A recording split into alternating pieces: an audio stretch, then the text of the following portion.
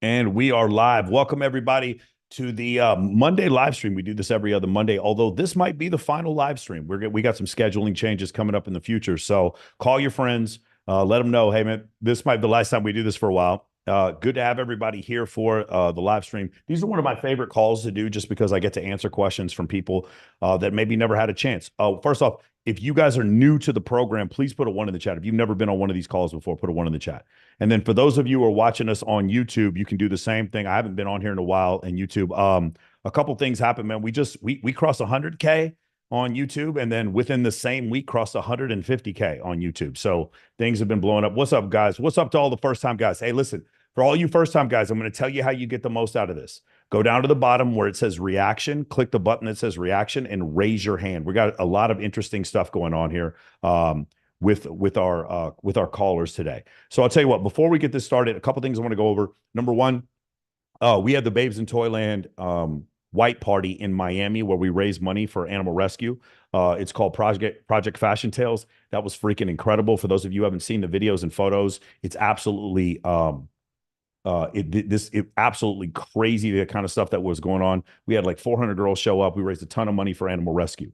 On June 1st is going to be it's going to be the Teatro LA White Party. It's going to be at Sky Bar. If you guys are interested in that, hit me up. If you guys want to bring a guest list of girls, that means you're part of Men of Action. Because if you're part of Men of Action, you don't want to show up to a party if you don't bring 6 girls with you. If I can't bring 10 girls with me to a party, why the fuck would I even go to the party? Why would I even show my face in public if I wasn't bringing 10 girls with me? What is the point of me even going out if I can't do that, right? That's how the guys in MOA think.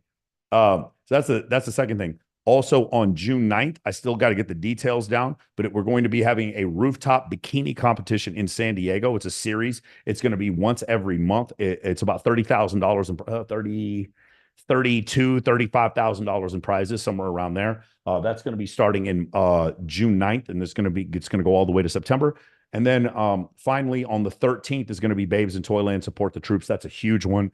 All the girls come and dress red, white, and blue. So any of you guys who are in that part of the country, in Las Vegas, Los Angeles, Scottsdale, San Diego, if you're in that part of the country, you definitely want to come out to the Babes in Toyland events that we got coming up. On Thursday, I'm going to have Rolo and me. We're going to be doing Access Vegas. We haven't been on in a while because we've been out of the city for a while. Went to New York and Miami. I don't know if you guys saw the video of me at the Knicks Pacers game, how fucking crazy that was. There was like a riot outside. So we're going to be doing that on the 23rd. And then on the 2nd, we've got my man. Yo, what's up, man? Hold on. Wait, what's going on here? Dude, what I got in the mail. Check this out. Yo, what is this? What do you think it is? Yo, what is this? Let's open it. What is this? I don't know. Hey, so Tyler and Tristan are here. What is this? I have a box from YouTube. Does anybody know what this is? Hold on. Let me see what this is. Let me see. I can open. Do you know how to open this? Hold on. What do I do here? Oh, like this? Okay, here we go. Remember your first subscriber, your 100th, or your 1,000th subscriber. Chances are you do. We all know that you're definitely remember your 100,000th subscriber. Your fans may have found you while you were searching YouTube, learned about you through a friend, or maybe showed up as a recommendation video. No matter how they came to your channel, your audience stayed and their number increased because you and the community you built. We're proud to honor your impressive milestone of reaching 100,000 subscribers with the Silver Creator Award. Congratulations. We know that you have many more stories to share with your community, and we know that your fans can't wait for you to amaze them with more of your community commitment and creativity. So keep creating, keep building. We can't wait to see what you'll do next, and we're here to support you along the way, except you guys did demonetize me 5 days ago. And who knows, when you reach your millionth subscriber, we may write to you and ask, do you remember your 100,000 subscribers? Sincerely, Neil Mohan, YouTube CEO. So I just got that from them. And then here's the plaque right here. Pull it out. Yeah, there we go. Wow. Let's see. Oh, damn. Here we go. I've had this. Apparently this was in my mail for a while, but I've been gone for 2 weeks. So here we go. Oh, wow. There's like a way to. Here we go, guys. Now here's the question. Did they get my name right? Let's see. Yes, they spelled my name correctly. If you guys can see it there. Hey, man, thanks. I appreciate this. Thanks to all the guys out there watching. Let me see if this is, oh, cool. I love it, man. Appreciate it, guys. All right, cool. We're going to probably set this back up. You guys say what up to Tristan and Tyler here behind me. There they are. Yes, we're here in the MOA compound where all we do is sales calls all the time. By the way, I did get this other one, by the way, too. Shout out to the guys, Logan Forsyth over at Media Scaling. They got me 100 million views. So between all the channels I got about 53 million views on my YouTube channel, but accounting all the other channels that we're managing, we just got to 100 million views. And obviously this is not a situation with me. I'm not the one creating 40 pieces of content every day. The guys at Media Scaling really helped us with this. So Logan Forsyth did a great job. Dylan Proudman, Shar Modell, who is my social media manager. I want to thank her. Also, a couple other people. I want to say this real quick. I want to thank Rolo, obviously, because I wouldn't have gotten this without Rolo. He's a big one, obviously. But I also want to thank Andrew Tate, because Andrew actually, not for the reasons you guys probably think, Andrew introduced me to Justin Waller, and Justin's coming on my show on Tuesday. Justin introduced me to Rolo, and Justin also, Andrew was also the person who got me on Fresh and Fit. And I definitely would not be at 150,000 subs if it wasn't for those guys, if it wasn't for whatever podcast, if it wasn't for a bunch of people, dude, even, Pearl Davis coming on my show, if it wasn't for Dr. David Buss coming on my show, if it wasn't for Homath, my biggest interview of all time now was Homath. So thank you to him for coming on, and all the other guys that have come on, all the physicists and scientists and salespeople and all the other people have come on the 123 episodes of my podcast. So I want to say thank you guys. The 202,000 videos on there. And if anybody knows someone at YouTube, they demonetize me for reusing my own content, but it's my content. So if you guys can help me with that, I appreciate it. So thank you guys for this. And I'm going to go ahead and put hey man, thank you guys. I appreciate that. My sales team came in and just surprised me with that. That's pretty dope. All right. Be careful who let you let go through your mail. All right. So here's what we're going to do. We're going to, Janelle is here. We're going to call on a couple of people for some Q&A. And then we're going to talk to Janelle here for a second, because she's just got a new book coming out. Let's see here. Let's go to Don Juan. What's going on, man? Spotlight for everyone. Don, go ahead and unmute yourself. All right, can you hear me? Sure can. I had a question about the female friends thing, because I feel like there's some more like nuance to that kind of topic. I know you're big on the female friends stuff. My question is, like, because you say to just basically talk to women like you would like the homeboys or whatever, like just talking to other dudes. Exactly, yeah. Right.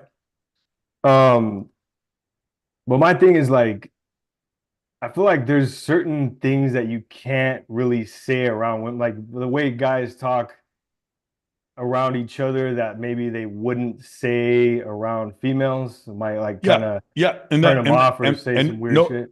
Yeah, no offense, like, dude. And that's because you are acting like a bitch.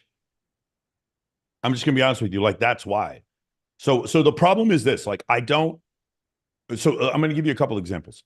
When you're like deliberately trying to like insult women, you're acting like a bitch. I'm not saying you, Don. I'm not talking about you. But when you do that, when you're just like, yeah, I fucked that hoe. When you didn't, or you're calling a girl a slut because she, like, it's so funny. A girl is a slut when she doesn't fuck you. Like, how is she a slut? She wouldn't fuck you, but you're calling her a slut. You know what I'm saying? Right.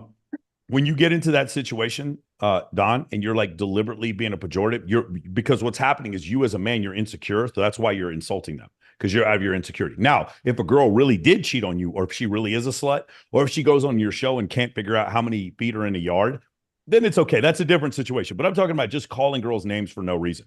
So if I'm sitting there having a conversation with women, and the conversation it makes the women feel uncomfortable, that's because the conversation, like, I can have conversations with my female friends and they're always asking me about my sex life because they feel comfortable with me, because I don't make things weird. And I do talk to them like, it's not like I talk to them like men or women. I talk to them like people. And because of that, I never have this issue, Don.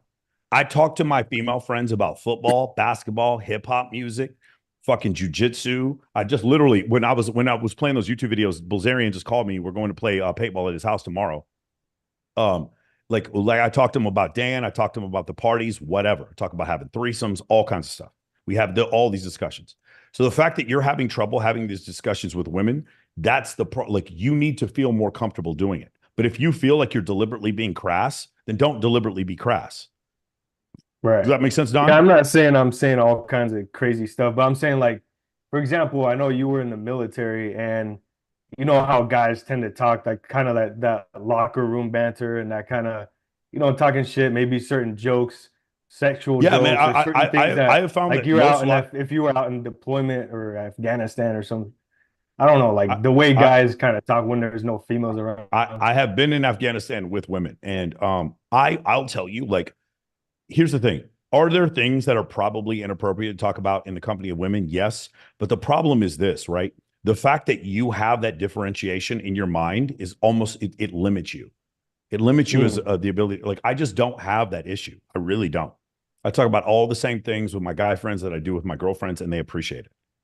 And in fact, a lot of times, this is the thing. I've said this before, guys. If you have a girlfriend and your girlfriend has guy friends, I don't worry about the guy friends who hit on her. Those guys are not the problem. Women know how to put men into a box. It's not an issue. If you don't believe me, just go watch strippers. Strippers show a bunch of attention to men and don't do shit. Don't go home with them. Don't have sex with them. Okay. I mean, sometimes they do, but most of the time they don't. 99% of the time they don't. Okay. So women can put men into a box when they get hit on. Though, if you're a guy and you have female and your girlfriend has guy friends, the ones you should be worried about are the ones who don't hit on her. The ones who are like, she hangs out with her guy friend Steve, and Steve never hits on your girl, but Steve is always surrounded by hot girls. Steve is always going to the best parties. Steve posts incredible shit on social media, and Steve has all the hottest girls following him on Instagram, but Steve never hits on your girl. Your girl, even though she's your girl, is going to start wondering, how come Steve won't hit on me? How come Steve doesn't flirt? It's a really fucking weird thing that happens where you can create with FOMO and jealousy. You know why? Because you treated them all the same and made them talk about themselves. That's all you got to do. You guys want to know the trick, the whole trick. Treat them all the same and make them talk about themselves. And that includes unattractive women. Like, I can tell you some of the best cold approaching I've ever done in my life was like a 2-set where it was clear this one girl was way hotter than the other, but the one who was less attractive, I spoke to them equally the same. And even the girl would tell me afterwards, she's like, one of the reasons why I went home with you was because when you talk to my friend, you'd like talk to us both exactly the same. Treat them all the same, make them talk about themselves. Treat them all the same, make them talk about themselves. That is a core module in Men of Action. That's why it's one of the first 10 modules in Men of Action. We go over that concept. Okay. Getting people to qualify to you. So that's what I would recommend you do. Also, there's no subject, even if women don't find it interesting, there's no subject you can't make interesting. You can make any subject interesting if you know how to be a good storyteller. Does that make sense? Okay. The other thing, as far as like the friends thing, when you're first starting out making female friends and doing all this stuff, like do you run into an issue with like a lot of your clients where if they like a lot of these girls, like especially a lot of attractive women, they probably already have boyfriends and stuff. Like, how do you Most of them deal have with those boyfriends. issues? Yeah. So, guys, I'm gonna let you in a little secret. Janelle, I unmuted you, so you can jump in here if you want. Okay, Guys, awesome. okay, listen, guys, just so you guys understand, when a woman is attractive, some dude thinks he owns her somewhere. Even if she doesn't, even if it's her ex from way back, even if it was a dude who just flirted with her one time, but usually we're talking about like an ex-boyfriend. Every time Yeah. you go out in Las Vegas and you're talking to a very attractive woman, there's a line of dudes who think I'm next or she's mine, or it could be an actual situation. My favorite one is the girl who like has 2 kids with a guy, lives with him, and then tells you she's single. That's a very common one here. Okay. She's like, oh, but I'm single, but I don't really see anybody. And then she like literally lives with her baby's daddy telling you she's single. Because in her mind, she is single. Like, you guys just have to understand. So when you say, what if they have a boyfriend? In my mind, they all have boyfriends. They all have boyfriends. There's like even when I was with Kylie had broken up with her dude like a month prior, but the dude still was hitting her up like they were together, and she just wasn't responding to him. So like, I just want you to know, guys, all of them think there's a dude out there who owns them. Every single hot girl you talk to, there's one of them out there. Okay. That's the first thing. The second thing I want to let you know is if you meet a really attractive woman, and I'm talking about one that is like out of your league, like super attractive, her pastor, her brother, her father, and her personal trainer they don't want you to win. No one is pulling for you. Do you guys understand this? As men, no one is pulling for you. No one. Now, I'm pulling for you, and you might have your homeboy, but like nobody woke up this morning and they were like, hey man, I sure hope Don Juan gets his dick wet and gets $1 million this week. No one said that. No one woke up this morning so excited for you to fuck some girl today. No one. And the girl you fuck, her dad wasn't excited about it. I guarantee you that. That wasn't what was going on. So like, again, like, I just want you to know, guys, no one's pulling for you. I'm pulling for you, just me. But like for the most part, no one gives a fuck. And so Yeah. you have to understand these concepts. Does it make sense? Yeah. Yeah. Okay. I think that's just to add something to what you said, Michael. I think it's so great that you have these calls. And I just was like agreeing with a majority of everything you were saying, really everything. I think just as a woman myself being, a lot of you don't know my story, but I started off in Vegas in the adult entertainment world, not porn, but stripping, and got out of that life and found my whole spiritual awakening, but really teach the metaphysical principles. It's not woo woo. Like my stuff is science based, all that. But anyways, dealing with men in that walk of life, in regular walk, in my clients now, and in marriages and things, I noticed that for me personally, in my relationships, in my intimate relationships, the men who always won or got my attention were the ones who fortune favors the bold. They were the bold men. They were the men who, like Michael was saying, they didn't put me on a pedestal, and now, I'm not saying they were assholes to me. Like, of course, there has to be finesse, but they treated me like I was just another woman. And even when they had my energy, they would kind of, like Michael was saying, they would like kind of like ignore me. I hate to say it. They would like make me do more work. And then it made me crazy. I was like, wait, why aren't they giving me energy? And so I think that, a lot of the things that he's saying, everything he's saying really is, don't be a pussy. Be bold. Like, no, like he's saying, no one is rooting for you. And the people that make imprints on the world and the men are the men who go against what every other man is doing. The guys who simp on me, I'm not interested in. It's boring. So anyways, I just wanted to add that little tidbit. Beautiful. All right, let's get to a more questions. Don, did that answer your question? Yeah. Yeah. I appreciate it. Love Appreciate it. Jose, Thanks. what's your question? Yeah, I definitely agree with what you said about I definitely agree that girls are never single. I always say that. But my question is, where does confidence play in this role? Like, where does confidence play in a role in all this? Okay, so one of the things I want you to understand is like, it is not specifically, there's a couple places you can get confidence from. So first off, you have to consider, like, when you were a kid and you were playing in the sandbox, no one had to teach you about confidence. You didn't need to go to a fucking Tony Robbins seminar to go talk to the other kids. Because the reason why is because when you're a little kid, when you're like a toddler, you don't compare yourself to other people.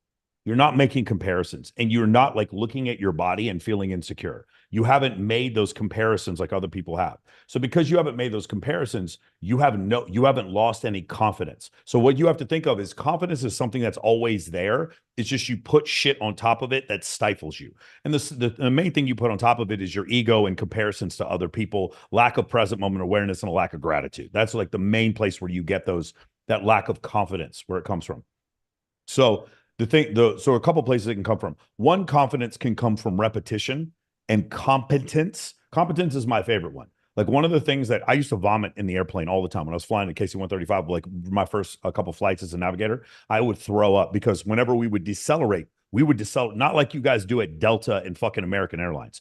They would hit that fucking brakes. They would hit the speed brakes, and we would go woo like this. And my stomach was like every time, bro. I hated that shit. And remember, I'm not flying the airplane. I'm in the back of the cockpit, faced off to the side, so I don't have point of reference outside. And all of a sudden it goes like this. I would bring a subway bag with me and vomit into the subway bag every flight. And the thing that caused me to stop vomiting, you know what it was? When I got into the books and actually understood the airplane.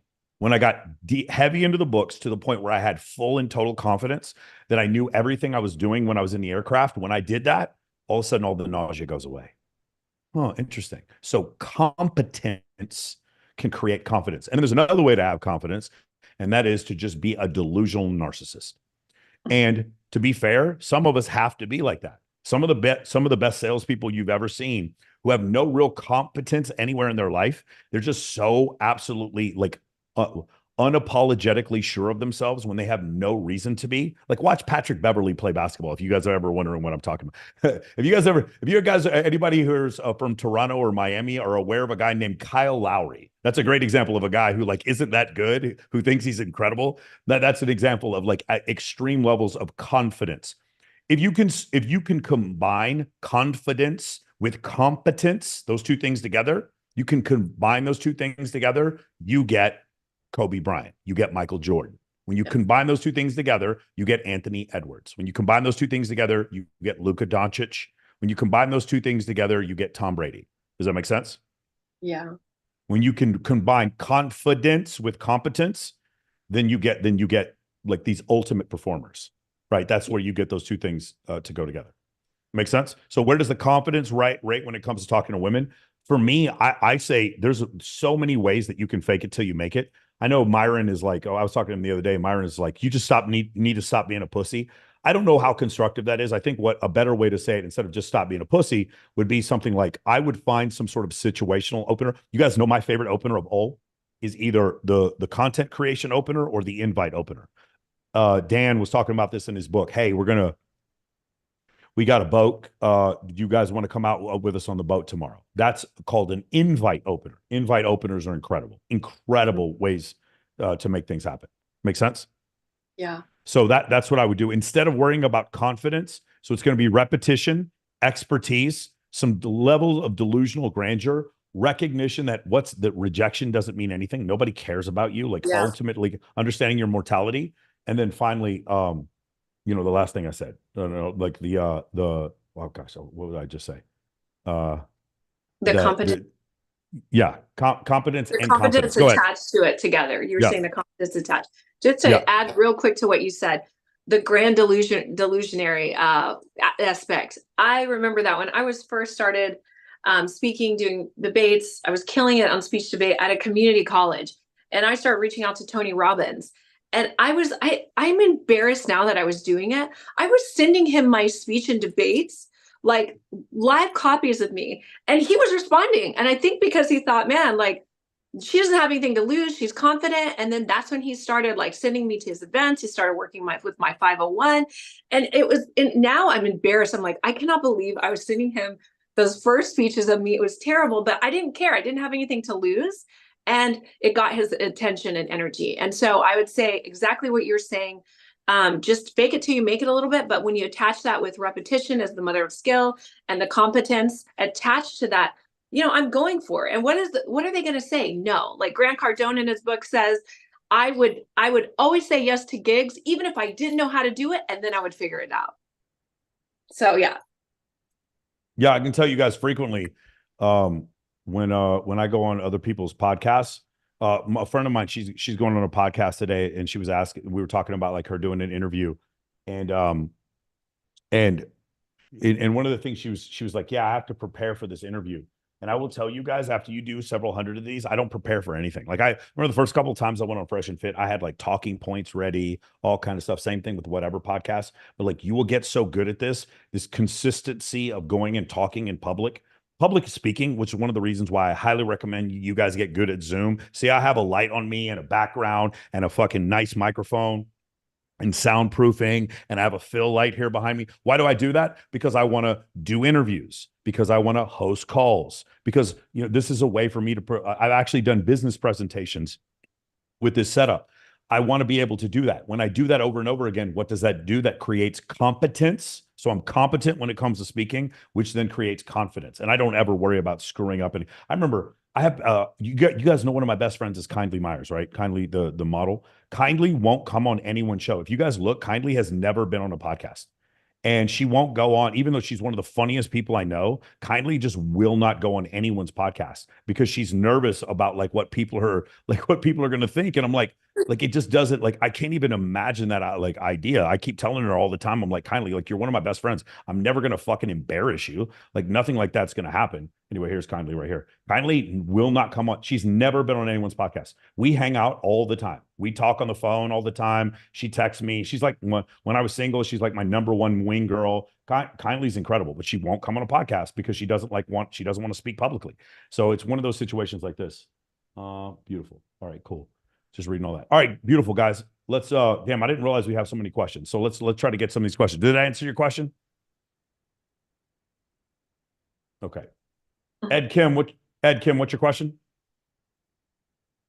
Hold on a second. Ed, go ahead and unmute yourself. Hello, can you hear me? Sure can. All right. How's it going? I followed you on Instagram recently, not even a month ago, and I think I talked to some guy with your program and everything, and I've been like follow up on your videos over the weekend.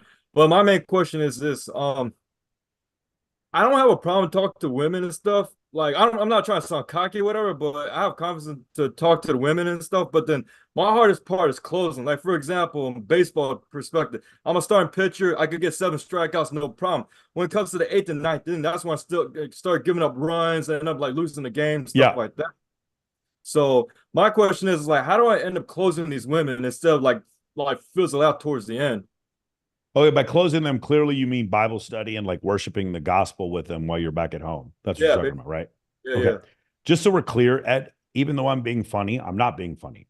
Because one Uh, of the reasons why I don't have this issue is because I don't make this a priority. I don't have to. And at no point does the woman ever feel like I'm pressuring her. Like, oh my God, she has to. In fact, something I used to do all the time, because I have a guest room here in my apartment, is whenever a girl would come and like stay with me and we hadn't like nothing had happened between us before, I would take her luggage and I'd be like, I would literally put it right in front of the door of the guest room and it'd be like, hey, feel free to make yourself at home, go wherever you want. And then I would walk away to my bedroom and she would just follow me to my bedroom, even though I gave her the guest room. But if I took her bags to my bedroom, then it's like it's insinuated she has to have sex with me. Then all of a sudden the obligation is the opposite of attraction, Ed. Yeah. Obligation is the opposite of attraction. So instead of her feeling that obligation, I've always told you this. For those of you who have thrown a photo shoot before, here's lesson number one.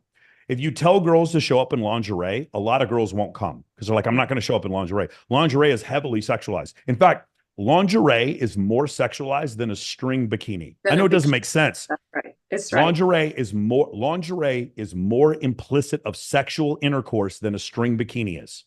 Correct. So if you ask girls to come in lingerie, they're going to be like, fuck you, I'm not going to come. Now, a lot of them will be like, nah, I'm not coming to your lingerie thing. That's weird. My husband wouldn't like that. If you tell the same girls, hey, come in whatever you want, they'll come to your house and shoot nude. They will come to your house and take off all their clothes and shoot nude right in your living room. If you tell them to wear lingerie, they won't come. If you tell them to shoot in whatever they want, they'll come over and shoot nude. Okay. Ed, obligation is the opposite of attraction. Dan Bilzerian doesn't hit on women. He just goes and he has these incredible events and then he talks to all of them and he never hits on any of them, but they're all competing for his attention. Yeah. So Ed, so I'm going to tell you the reason why you're having trouble with this is because like for me, I want a ton. I wouldn't even consider taking a girl home unless I got a ton of investment from her.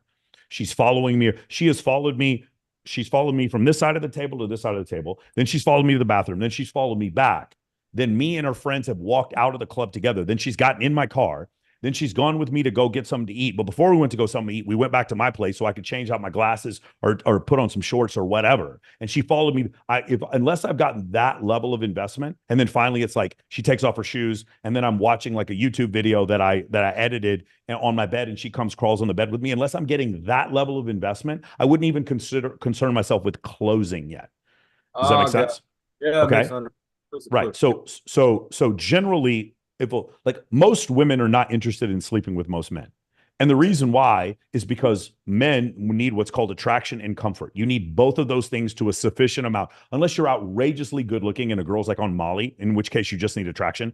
But for the most part, you need attraction and comfort. Men do not need comfort. Men will fuck a hot woman with no context whatsoever in any country, in any situation, behind any dumpster if she's hot enough. They do not need any kind of comfort in order to do that. Women need some level, even porn stars need some level of comfort.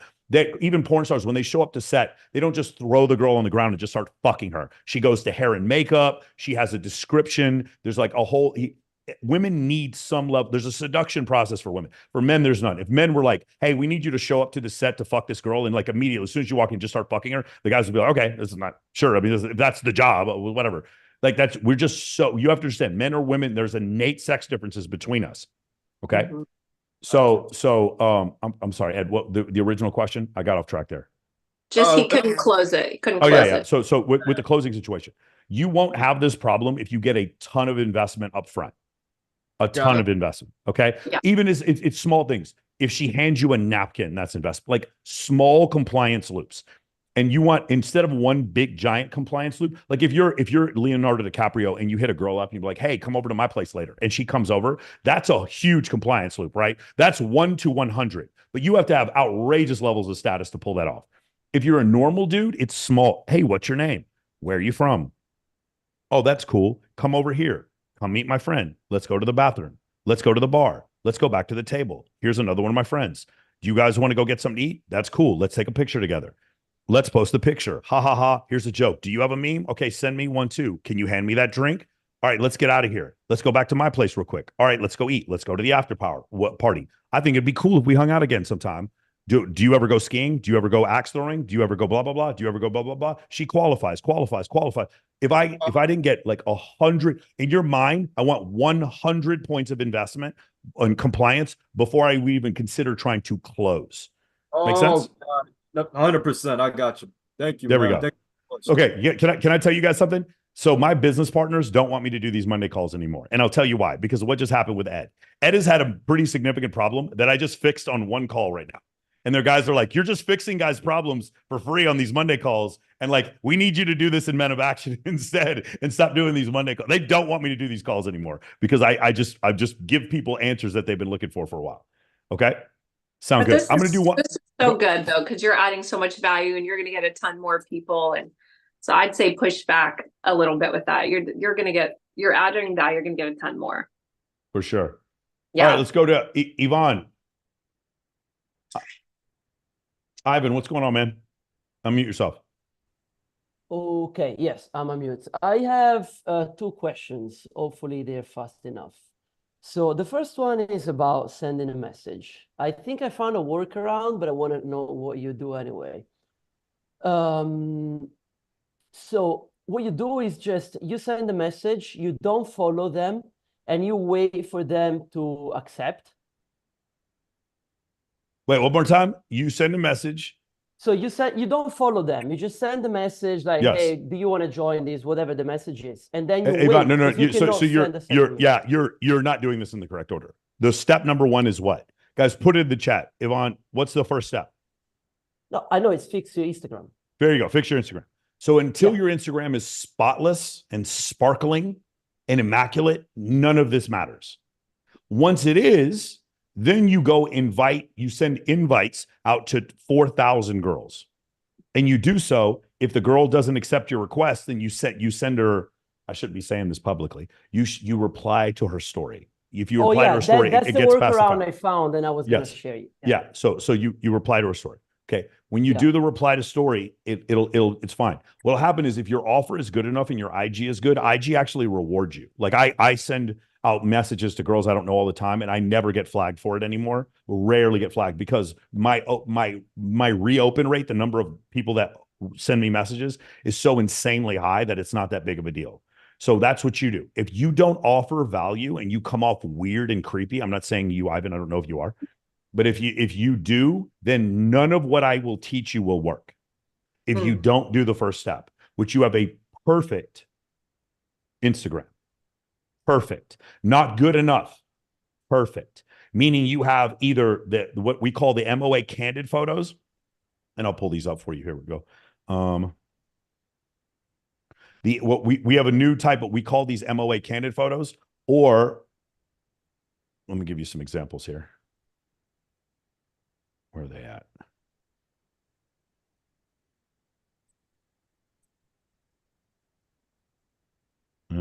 Almost. There we go. So if you have photos that look like this,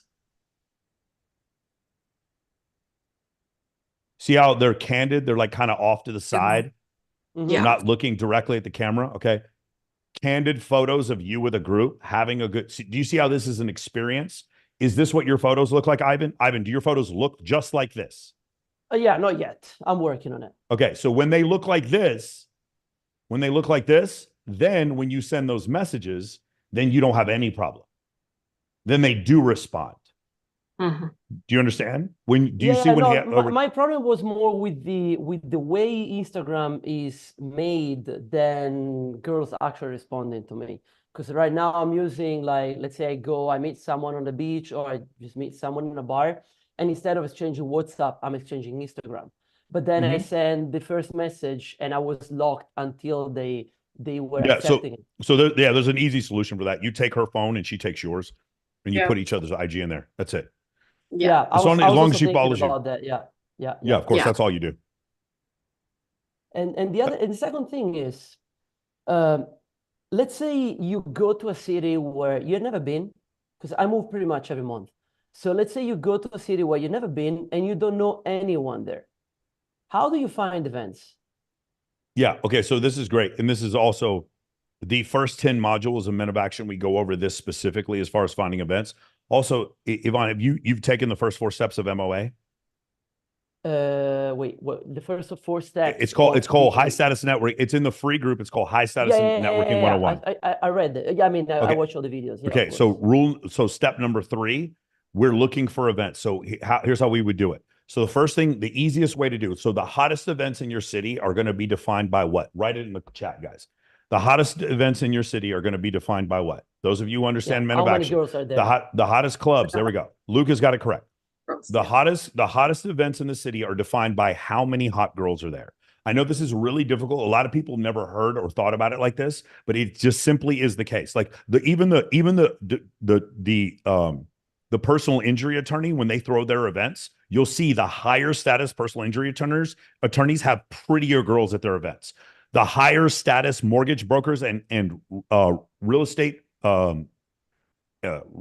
agents, if you go to their events, they're prettier. Their wives are prettier. The women there are more attractive.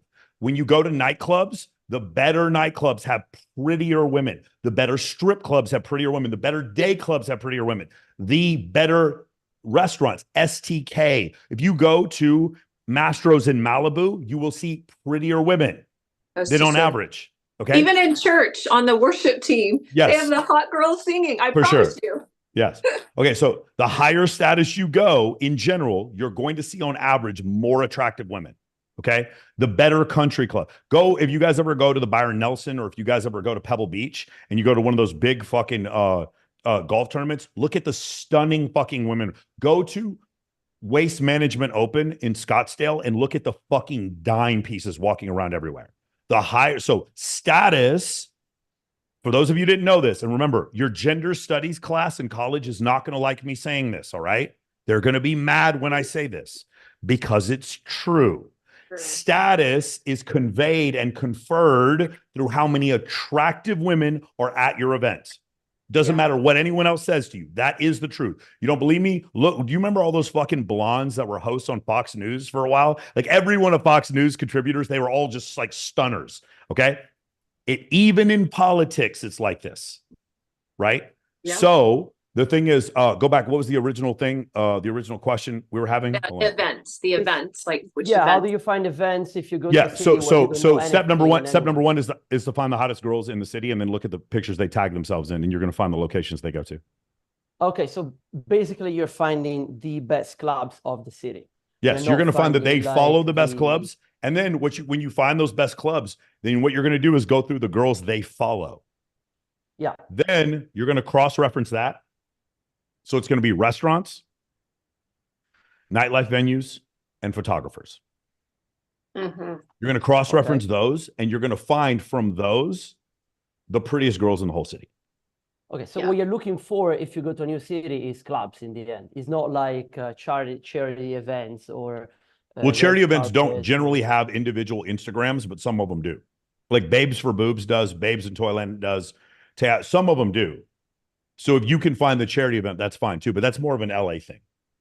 Yeah, I would say yeah. Make sense? Yeah, okay.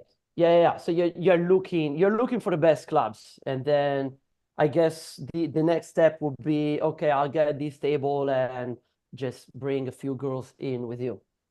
I have a friend, we were joking about this last night. I have a friend named Jessica Link. I don't know if any of you guys have ever met her. She has no social media account at all. Jessica is like really, really attractive girl. She's from North Carolina. And Jessica met us at EDC last night. And we call Jessica the compass. The reason why we call Jessica the compass is because whenever we go anywhere, we just walk with Jessica, and she always takes us to a table where every guy there is worth $100 million and every girl there is like a fucking 10, and everyone's fucking doing drugs. It is the craziest. If you put Jessica Lank in fucking the middle of Paris with no direction, no map or whatever. She would just like smell, and then she would just be in the highest status area with like, and everyone would be trying to talk to her, and some billionaire would be asking her for her number. Like, if you guys ever, those are the girls, you don't want to sleep with girls like that. You want those girls to be your friends. They're always going to take you like a compass. They have this like nose for status. Yeah. Their status here somewhere, and then you just go with them, and then you just follow them like you're a halfback and they're a fullback. You just like follow them into where the status is, and then you're just fucking surrounded by beautiful women. You're just surrounded by. If you have a friend, like I can name Claudia Rose was like this, Liddy Morgano was like this, fucking Jessica Lank is like this, Kindly is kind of like this. CJ's not. CJ doesn't drink. CJ doesn't party. CJ Sparks, she isn't like that. I have a bunch of female friends that are like this. Like, I'm not dating them, but I know if I just make one text and I hit up Jessica Lank, hey, what's the spot tonight? I don't even have to look at the website. She's just going to say Rufus at XS, Rufus de Sol at XS. Done. No questions asked. Don't need to know if it's high status. She's going. My friend, you guys know Masha Diduk. She won the bikini competition like 2 years ago. If I say, hey, Masha, during Super Bowl weekend, which parties are you going to? She's going to go this one, this one, this one. I automatically know those are the 3 highest status parties in the whole Super Bowl party, FHM party, Maxim party. Already know. No questions asked. Like, you don't even, like, dude, when you have a bunch of hot female friends, you don't even have to like search for shit anymore. They're just going to tell you where everything is. What last 2 weekends ago, where was every bougie ass girl in the country? Every one of them with their big fucking hats on and their sugar daddies flying them private out the Kentucky Derby. Yep. Every bougie ass fucking girl with their big fucking hat and their fake tits was at fucking Kentucky Derby 2 weeks ago. Yeah. Every one of them was there. And in December, the first week of December, where is every bougie ass chick in this country going to be? Does anyone know? Anybody? They're going to take their ass to Art Basel in fucking Miami and do a bunch of cocaine at after parties after looking at art they don't even fucking understand. Okay? Every one of them. They're all going to be at Coachella. They're all going to be at Burning Man. Not all of them, but like you're going to see this like circuit. Like, bro, like I want female friends who go to this shit, but I would never date one of these girls. And it's like, of course I've been to Coachella. I always go backstage. Of course I go to Burning Man. I'm always backstage. Yes, of course I'm at the Marquee Sky Deck at EDC. Of course. Yes, of course I'm at fucking Art of the Wild at XS. Yes, of course I went to what is it? Of course I'm at Miami Swim Week. Both Miami Swim Weeks and Atlanta Swim Week. Yes, of course I'm in Ibiza. Of course I'm in Dubai. Of course I'm in Saint Tropez. Of course I'm in all these. When you meet a girl who's like that, they're going to be mega fucking connected. Yeah. Not a good idea to date them. Not a good idea to date them, but really, really fucking connected. I know that if I ever went to like, I've never partied in Monaco. I've been to Monaco twice, but I've never partied there. I know that if I partied in Monaco, there's like 3 or 4 girls I would text and be like, hey, I'm in Monaco. What should I do? And they'll be like, you're going to go to this place, and this place. And I would go there, and I guarantee you 1 or 2 girls would recognize me that are whatever. Do you guys know, you guys don't know my homegirl, Kristen Schultz? Kristen is like same way. Every big party, I don't even have to ask. I just text Kristen, what time are you getting to the Super Bowl party? I don't even have to ask. I know she's there every time. Every time. There's never a party this girl misses. Yeah, so, those are definitely not wifey material, but for getting into clubs and events like that, those are the girls for sure. Nice. All right, here we go. Let me see if I can pull this off here real quick. Nice.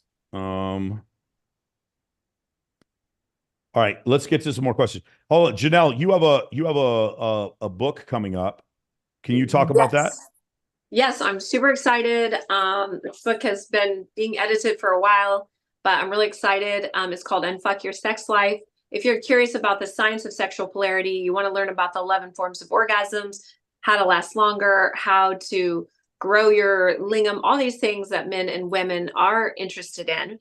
And from a metaphysical perspective, but in a modern day approach, so not so woo-woo, not so out there, then yes, Unfuck Your Sex Life, Unleashing Passion, Intimacy for an Orgasmic Relationship. My dear friend Terrell Owens wrote the foreword for it. So I really wanted an athlete, a man that a lot of people respected to say, oh, wow, okay, so this is a good read. So yeah, I think I sent you the link. You click that QR code, it takes you to my website and it'll give you pre-release. And I'm going to have him throw a party or something in LA. So maybe we can get you involved, Michael. We'll do something like, who knows? We'll make it fun. All right, put the number 11 in the chat if you guys want to learn about the 11 different types of orgasms. You guys ready? Want to learn the 11 different types? Ready? Here's the one: the cocaine orgasm, the Molly orgasm, the marijuana orgasm,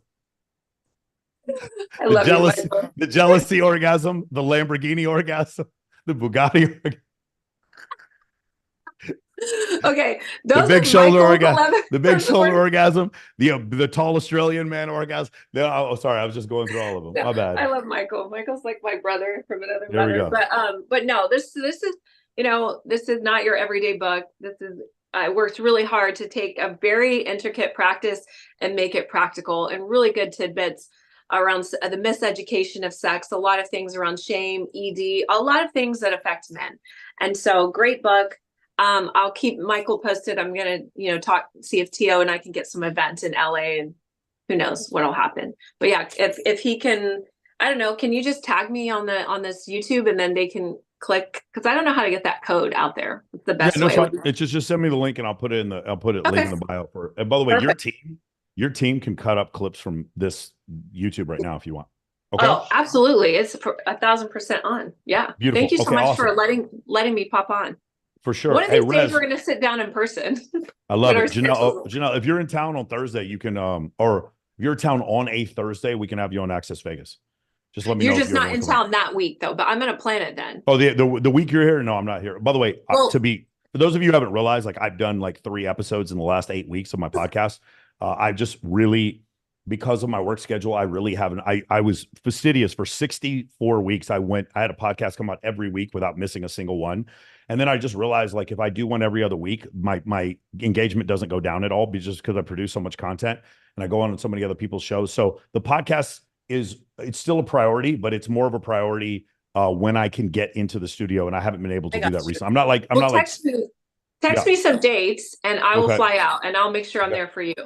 Okay, Rez, go ahead, Rez. Unmute yourself.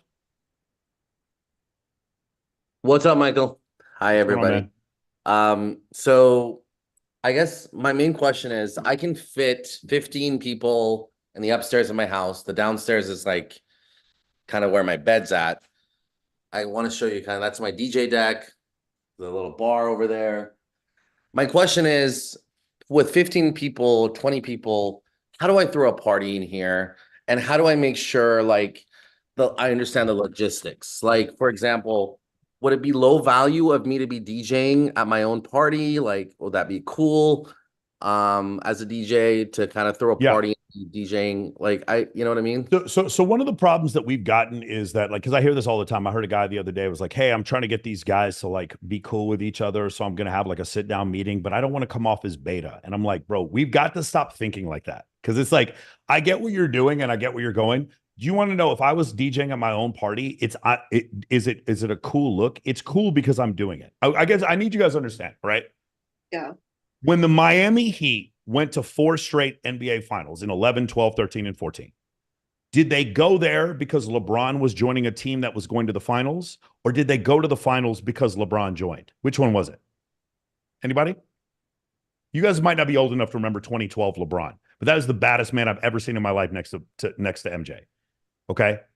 Those teams win because LeBron's on those teams. Even the Lakers now, people think they have a shot. They don't, obviously. They're not the very poor roster construction this year, but like they think they have a shot. I feel like LeBron. Like these events are not cool because I'm not going to the event because it's cool. The event is cool because I'm there. Does that make sense, Rez? Yeah.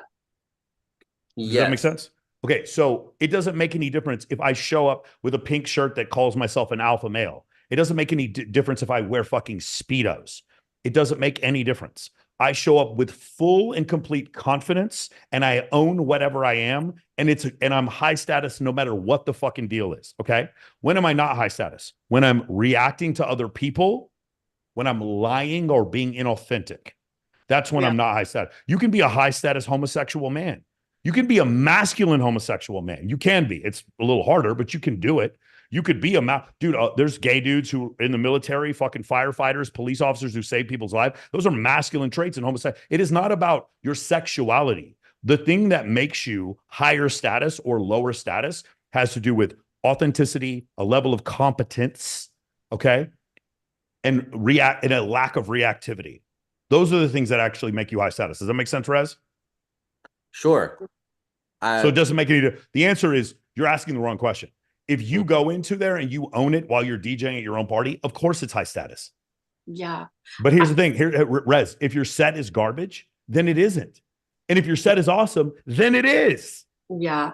I think there's nothing sexier than a man when he's in his element and he's owning it, even if it is his own party. It's just, I think that's exciting for a woman to see him, you know, thriving in what he does. Just like I think a man, if he's truly interested in a woman, like, you know, like dating, not just having sex, but dating or wifey, he likes seeing her with the kids and cooking, and it's attractive. So yeah, own it. It's your party. But like you said, if it's garbage, then hire someone, man. Oh, no. It's not garbage for sure. Okay. I know it Well, isn't, Red. So why would it be an issue? It's almost like saying I just wondering if it's something people, is that a thing? Like, for example. No. It's a thing because you made it a thing, dude. Okay. Rez, it doesn't matter if it's a thing. It's a thing because you made it a thing. It's like fucking Steve Jobs being like, is the iPhone a thing? No, it's a thing because Steve Jobs made it a thing. Okay. He didn't wait to ask what other dude. You guys know the hardwood suite at Palms that's got like a half court inside the suite. Have you guys ever seen this? Yeah. Okay. I went to the Palms and I was shooting baskets, and I remember I hit like 10 threes in a row in front of like a crowd of people. Is that high status? Is shooting baskets at a party, is that high status or not? Who fucking cares? It's a thing because I said it's a thing. I made it a thing. I'm not waiting for other people to describe to me the world in which I need to fit. I'm creating that fucking world. Okay. Just one last little logistical thing again, not to be too nitpicky about the question. How do I actually send the invites? I want it to be kind of very exclusive. I don't want this like 100 people that I don't know showing up to the place. Like, is it again? Is it kind of you call your list? You if you want it to be exclusive, then you make your list exclusive. So I just like in the invite that I make, I say like this is like, you can come with a +1. Like no. There's no +1s. You have to be on the guest list. I just tell everyone they have to be on the guest list. I don't even allow +1s. Yeah. Okay. So just girls can bring +1s. Like, listen, I'm just gonna be honest with you guys. None of you are at the point right now where you're gonna get 110s to come to anything.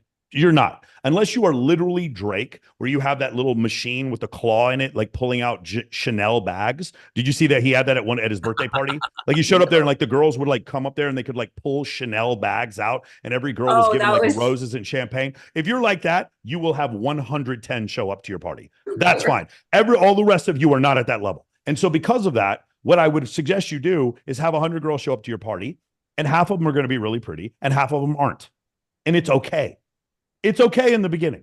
They don't all have to be part. This is kind of something where me and Dan, we don't always like see the same, because like with Dan and his parties in his life, every girl is a 10.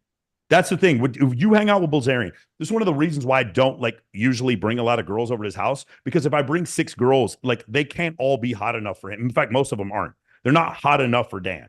Okay. Dan likes a specific type. My type is different. I like the Kylie type, like what girls like that look like very enhanced. I'm very much into that look. Dan is not. So that's the thing. Like, I don't try to do that game. What was the original thing we were talking about? Bringing 100 girls and yes. worrying about So with Dan, every girl has to be hot and skinny. For me, because I throw these charity events, I just care, hey, there's 25 stunning women. I'm going to go to the table where they're sitting at. And then there's some other women here who are not stunning, maybe a little bit older, maybe they've had a couple kids, whatever. But you want to know the difference? They help me with my charity. So congratulations. Hey, thank you for coming. And if you watched me, you would not see me treat any of them any differently. I would treat them all exactly the same. So for right now, I want you guys to concern yourself with having a party with 200 girls more than them all being like 10s in the beginning. Then later on, what you do is the big charity event is for everybody. Then when you do the photo shoot, then it's just the 10 hottest girls. Make sense? Yeah, makes sense. Right. Look at the Rhino. The Rhino has 400 girls on a night, and like maybe 10 or 20% of those are banging. The others, we used to call them the filler girl. No, Janelle, before OnlyFans, it wasn't 10 or 20%. What would you say it was? Dude, at the Rhino, if you went to the Rhino in Oh, at the 2011, Rhino. the Rhino in What 2011, was the percentage? I bro, was out by 2000. 70% of those girls at the Rhino in 2011 were stunning. Because that was Yeah, you at could make more money. 2009, I was gone.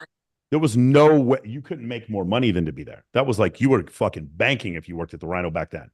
Yeah. Oh, of course. I left in 2009. I was out of the game. But yeah, Yeah. I was like on Friday and Saturday nights in those when I was there like 2004 to 2009, and John, the night shift girls, you come in at 9 or later, anytime you want, the hotter you are. But in his case, he did treat them differently.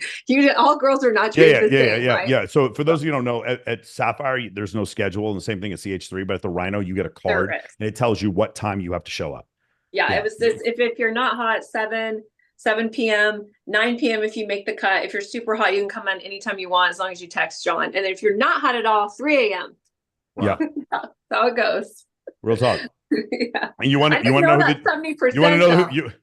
who the GM of the Rhino is? It's still John. I just saw him. Still John Crystal? I have it. I was gonna call him. I was gonna be like, hey. Still John. Yeah. Is there really? John is still there. Yes. I talked to Someone him told me he went to rehab or something, so that's not true. He's still there. I believe it's the same John that's been there for the last 12 years. John Crystal. Yeah. I gotta shoot him a text. Cool. Awesome. Isaiah, what's your question? Unmute yourself, Isaiah. All right. Sartain, can you hear me? Yes. Oh, okay. Yeah, Sartain, I was out or I have more of a statement first, but then a question. But yeah, I was out in Huntington, like a couple months ago, and I bumped into one of your old homegirls. Last name Abbott. I'm drawing blank on the first name, but I remember her last name was Abbott. Oh, Christina. Yeah, that was her. Yeah. It's Christina Marie Abbott. Yeah, and well, it was crazy too, because I was talking to her and she told me she lived in Vegas, and the moment she told me she lived in Vegas, I'm like, my gut is telling me this girl had to have crossed paths with Sartain. and then sure enough, she called you. It was pretty late, and she had called you. And if you got a random call from that girl, because I was like, oh, like that's cool, Sartain. Like, well, that's funny. Funny enough, I did get a random call from her, and I didn't know why she called me. But yeah, that's Christina Abbott right there. Yeah, that was her. Yeah, that was her. But yeah, I just got a kick. I just got a kick out of that, and she told me I think that you guys went snowboarding in Tahoe or something like. God, dude, I remember that. That was we went snowboarding in Tahoe in 2000, the winter of 2012, 2013. Yeah, no, really cool, really cool gal. But yeah, so I guess Sartain, I guess like my question is like, how do I guess if anything, how do I avoid, social awkwardness? Because like, I guess if anything, it's like I'm socially fluid around like dudes because I'm a guy and like I don't know, I talk guy stuff. But I'll let you know. I'll be honest. My one problem, and like my closest friends know this, is like, dude, I'm just like so into the manosphere. Like I just love the manosphere. Like I love the content, and like, dude, I just like can't stop like looking at it or talking about it. It's like it's a big part of my life, man. Like the RP awareness. Like I can't use shit like with my friends. I love it. I love it, but my concern about like that much RP awareness is like, are you using it to like change your life? Yeah. Does that make sense? No, I understand. If you're like you like, because I hear this thing a lot from guys where they're like, hey man, I love learning about this content. I love the manosphere, all this kind of stuff, and it's great. Like I feel you. I understand why you're doing that. Well, my point is like, did you go out there and change something about your life? Did you lower your body fat percentage? Did you fix your social media? Like, are you living a life that is authentic with the change that you're talking about in the manosphere? Does your life look something like this? If it does, like, because, and I'm not trying to say this to like brag, but I'm like, this is the life I envisioned. The life I envisioned is just a plentitude of the most beautiful women, hanging out with them, dating them anytime I wanted, effortlessly, and then also being able to teach my clients how to do the same thing. This has always been, this was the life I envisioned and the life I created. Does that make sense? So it doesn't matter. So this is where I differ. I was doing this before, like this photo was taken before the first episode of Fresh and Fit ever came out. Okay. This was my birthday party in 2020. Or maybe no, it hadn't, but like Like this was the life I wanted to create. And so this is the life I created. So that's my only concern when you say you're like upset, you like really like red pill content. Me as a content creator, I can tell you, I'm way more concerned with your self-improvement than I am with like shaming women. Does that make sense? I have a lot No, of I- respect for you for that, Michael. Sorry to interrupt your guest. Yeah. That is why I'm drawn to your content, because I really believe, yes, everything you're doing is great, encouraging these men to, go out, have fun, be seen with women, all that, and manifest the life of being around beautiful women. But the most important thing is at the core of who these men are what are they offering to this life? What are they leaving a legacy if they want to have children? And that is bettering the man and becoming that divine masculine presence and everything that you're teaching. So that's most important. I love that. Beautiful. Did you have a question specifically? I guess if anything, yeah, more so like how do I don't know, how do I I guess reduce like my slight social awkwardness? Like I Yeah, don't think I'm so I'm gonna Okay. tell you part of the reason why you're having social awkwardness. Part of the Yeah. reason why you're having social awkwardness is because you're consumed way too much with theoretical stuff that you see on YouTube. Okay, and you're not out actually executing. If you're out executing on a regular basis, you don't have to worry about this awkwardness. So, like for instance, if you are part of Men of Action, we do 8 boot camps a year in Las Vegas, Vegas immersion boot camps. Every night at the boot camp, you must approach 50 women every night you go out, 7 nights in a row. That's how you get out. So you create competence. A lot of you guys are confused. Like, what do you mean he teaches cold approach? Cold approach is fine. I don't teach pickup. Pickup is inefficient. I'm not going to say pickup is bad. Bad is a story you're telling. Bad and good are just stories you tell yourself. What the way you need to look at is, it does something work or not work? The reason why we don't allow murder in our society, we say we don't allow it because it's bad. The reason why we actually don't allow it is because it doesn't work. If you allow people to just murder each other, society breaks down. That's why you don't allow it. And so the same thing here. It's like what works and what doesn't work. Social circle is based on evolutionary principles. And so it always worked and will always work. Pickup is something that only existed after basically like female hormonal contraceptives were invented. Like guys were not going to bars and picking up women. If you listen to like the 1920s, have you guys ever read that book? Is it Scorecasting? I can't remember the name of the book, where they go over the earning power of a prostitute in the 1920s versus right now. The earning power of a prostitute in the 1920s, she was making somewhere on the equivalent of like $600,000 a year today. And the reason why was because the ability to get free sex was almost non-existent in the 1920s. Now, after the advent of hormonal birth control, free sex became more and more prevalent. So the idea of picking up a woman in a bar is something that only pretty much existed from like, say, 1962, maybe 1960, all the way to, 2011. I think when you started with Instagram, it crushed the nightlife game. Crushed it. Like regular cold approach pickup for those guys has been destroyed. If you guys could go back to 2003 and go to a bar with me in 2003, just a regular bar, you would see stunningly beautiful women everywhere back in 2003. They were everywhere. And the reason why is because there was no Instagram. There was no OnlyFans. Hot girls had to go out. Do you want to know where else? You would go to Hooters. Hey, you guys been to Hooters and just seen the fucking battle axes and swamp creatures they got working at Hooters now? It used to not be like that.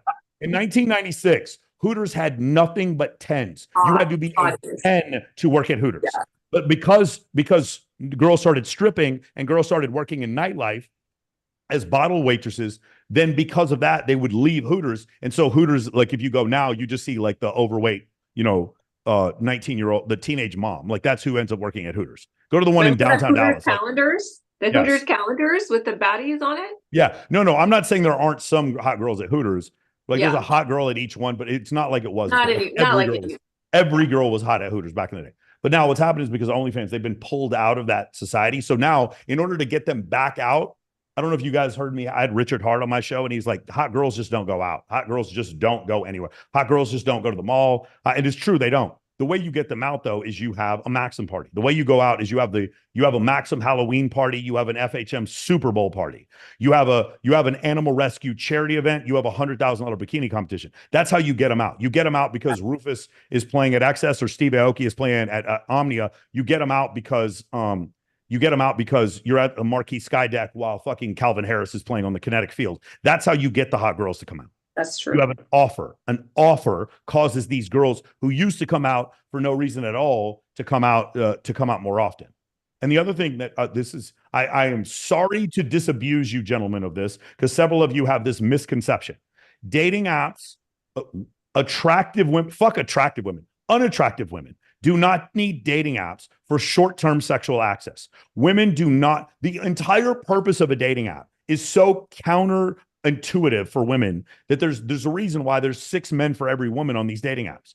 Mhm. Hot, stable women do not go on dating apps. Yeah. They don't. When you're on dating apps and you right swipe with a hot girl and she matches with you, she is going to send you to her OnlyFans. That's why she's on there. She's going to ask you for money.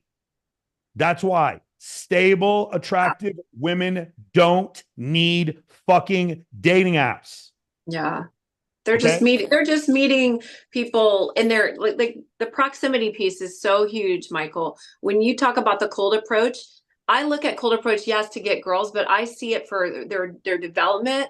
If you can cold approach a woman, you can cold approach an investor or someone that you want to learn from. And so proximity is power. It's the number one thing that makes people wealthier. Who your circle is, who the 9 people you hang around with is who you become. So I love that message that you're teaching. Yes, you're teaching it for dating, but I think it's useful in business and in life, your peer group. I love it. Awesome. Let's get more of these questions. Don Juan, unmute yourself. Yeah, I had a couple more quick questions. First one is just kind of blunt question here, but what is like the average timeline for your clients in MOA? Just want to ask about this in MOA, like from the time they start, like how long does it typically take for them to like actually start getting laid by really attractive women? Oh, okay. So the question is, Straight up. are you talking about someone who fully commits to it? Or are you talking about someone who's just kind of doing it part-time, like 2 hours a week?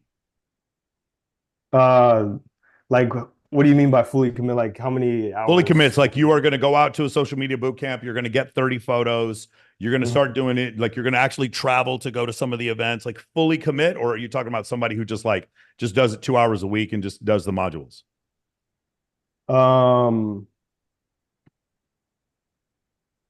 Fully commit, and then also like the people who are maybe don't have, maybe some people can't go to some of the like travel and stuff like that. Maybe if they're doing it in their city. So fully commit, 25 days. 25 days. Yeah. If you don't fully commit, it's going to take a little long. It just depends. If you absolutely follow directions, it could be less than that. If you absolutely follow directions. If you have a hard time following directions and you like, so for instance, if you join the program and you come on the Tuesday calls and you constantly ask questions, it'll be extremely fast. If you don't come on the calls because you don't feel like there's any value or you skip around through the modules, maybe never. You must pay attention.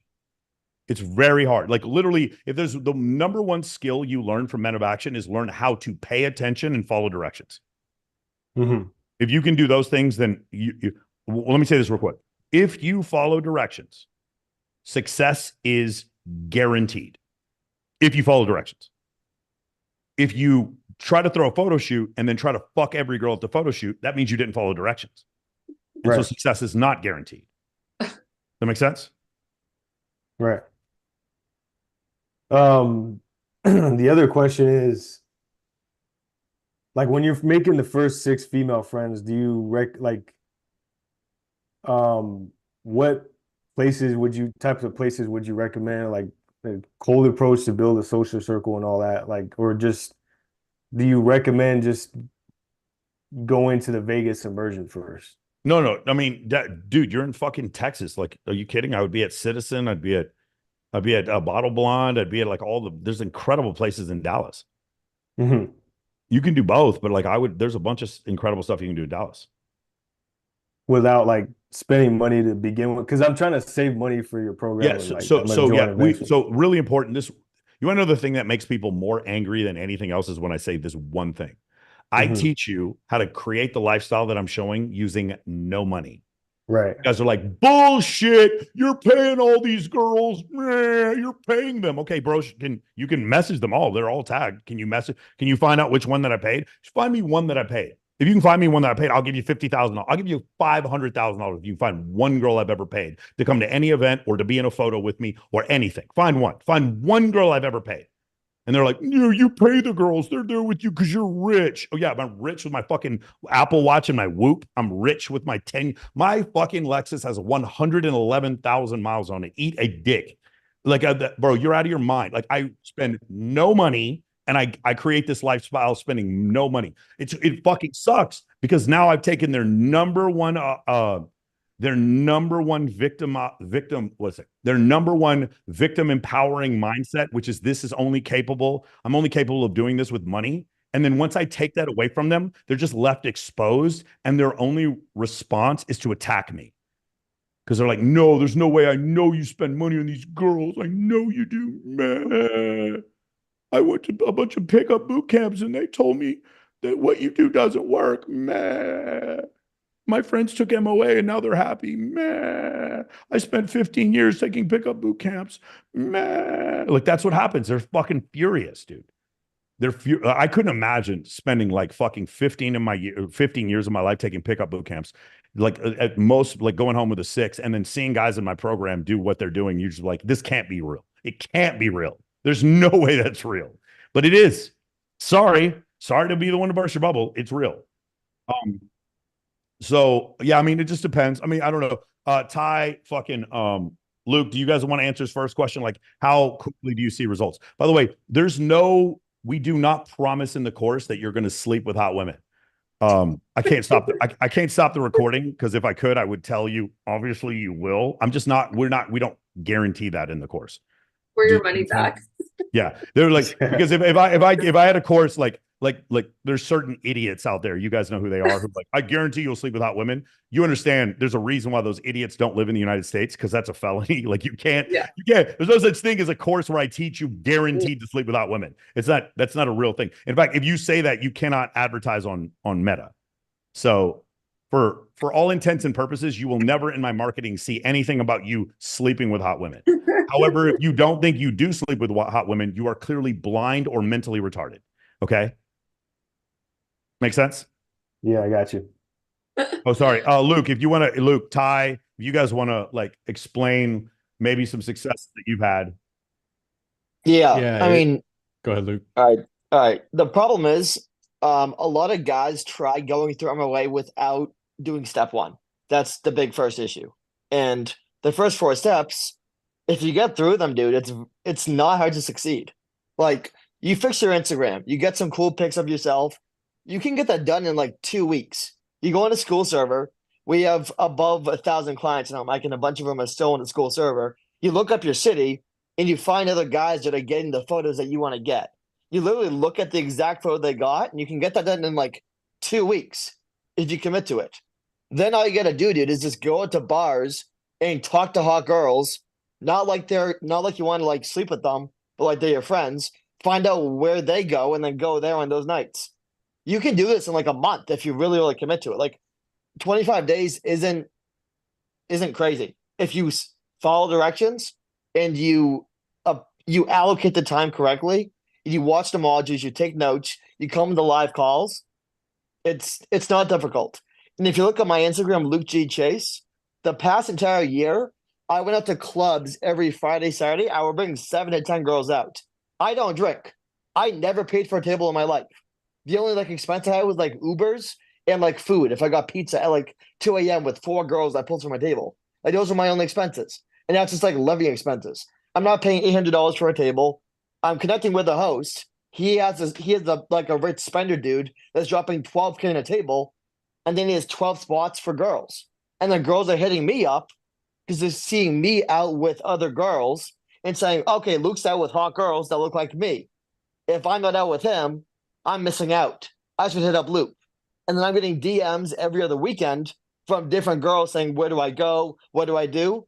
And then I'm getting all of them, like half of them confirmed. And then I'm walking 7 girls into a club and going to a table. And then I get a group photo or whatever it is. And then when you're the normal, trust me, dude, when you go to these tables, you're going to be the only normal dude that like knows this kind of game. Most guys that go out, they're trying to like do coke. They're trying to like just hit on all these girls. You're the unicorn dude that's nice to these girls and like you're like their older brother in a sense. So when you're the one dude that's not being weird to them, 9 girls that start hitting on you. And I don't have to tell you what the result's going to be at the end of the night when 7 of the 9 girls that you brought into the club with you, that you led into the nightclub, made sure no other guys touched them. I don't have to tell you what the result's going to be.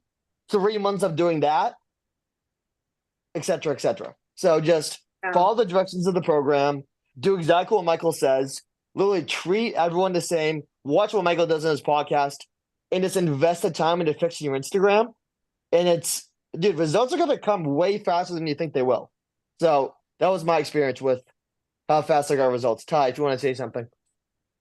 Nice. Yeah, I mean, everyone's looking for a shortcut. Men of Action is the shortcut. Step 1, I mean, I live in Indiana. It's very rural. It's not Los Angeles. It's not Miami. But when you follow the steps of Men of Action, shit happens. As far as the speed, it's called Men of Action for a reason. The more action you take, the faster you're going to get results. If you're just sitting in your mom's basement, it doesn't matter how hard you fucking try, nothing's going to fucking happen.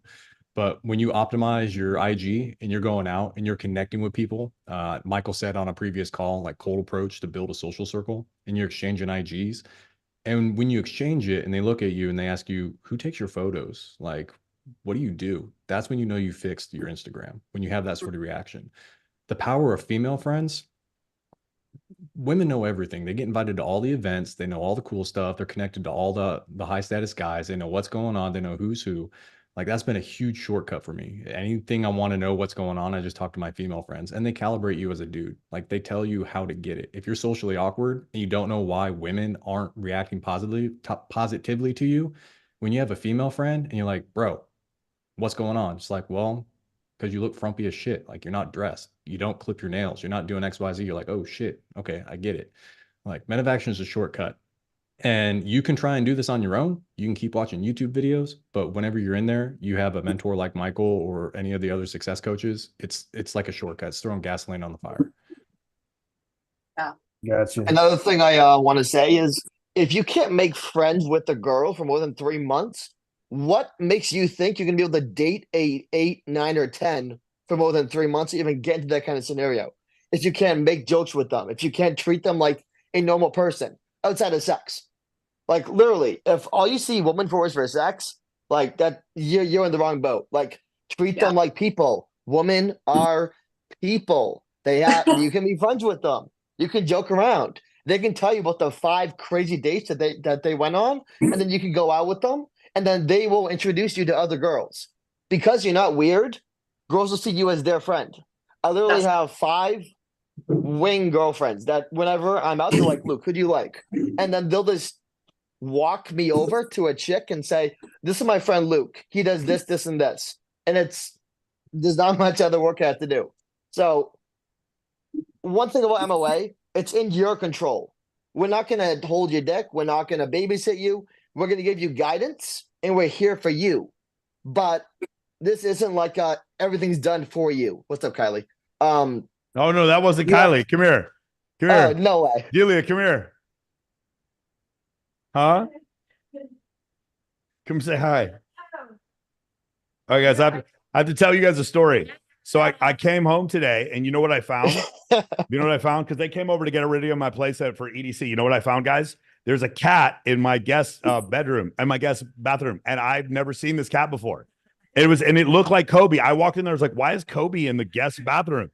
And how has Kobe gained 10 pounds of fucking muscle? And why is Kobe's white stripes gone? It was this fucking massive red tabby. This massive red tabby. Yes. But this is the very famous Delia Rose that we talk about on the show all the time. Yeah, right. Yes. Very What's cool. up, dude? Delia, how much does Michael pay you to be his bodyguard? About 500 a day. Mike, you should pay her more. I should pay her She more? looks buff. She looks buff. I don't know. We owe him for cat sitting. Yeah, she has her finisher move is the chest. Her finisher move is the chest bump. There we go. I love what you were saying, Luke, about not drinking alcohol. I think that's a huge thing that men who drink, I don't drink myself. I never have. And because I didn't drink, even while I was a stripper at the Rhino, I made friends with Floyd Mayweather, who respected me so much because I didn't drink. And he would have me come to his parties and like chaperone, make sure no one stole anything. And even because I would get tired because I wasn't drinking, he would just say, hey, just go hang out in my closet. His closet's the size of most people's house. So I would just sleep and do, whatever I wanted to. And then when the party was over, I'd help him clean up. And I think the power of people thinking, oh, you have to drink to be cool. And that's absolutely not true. And in your case, obviously you've proven that. So, and it can help if you have ED issues. If you don't drink, that's a huge plus too. So I love that you're getting that message out there that you don't have to drink to get involved and to be around beautiful women, and not drinking can actually get you into some pretty amazing doors. So I just wanted to commend you for that.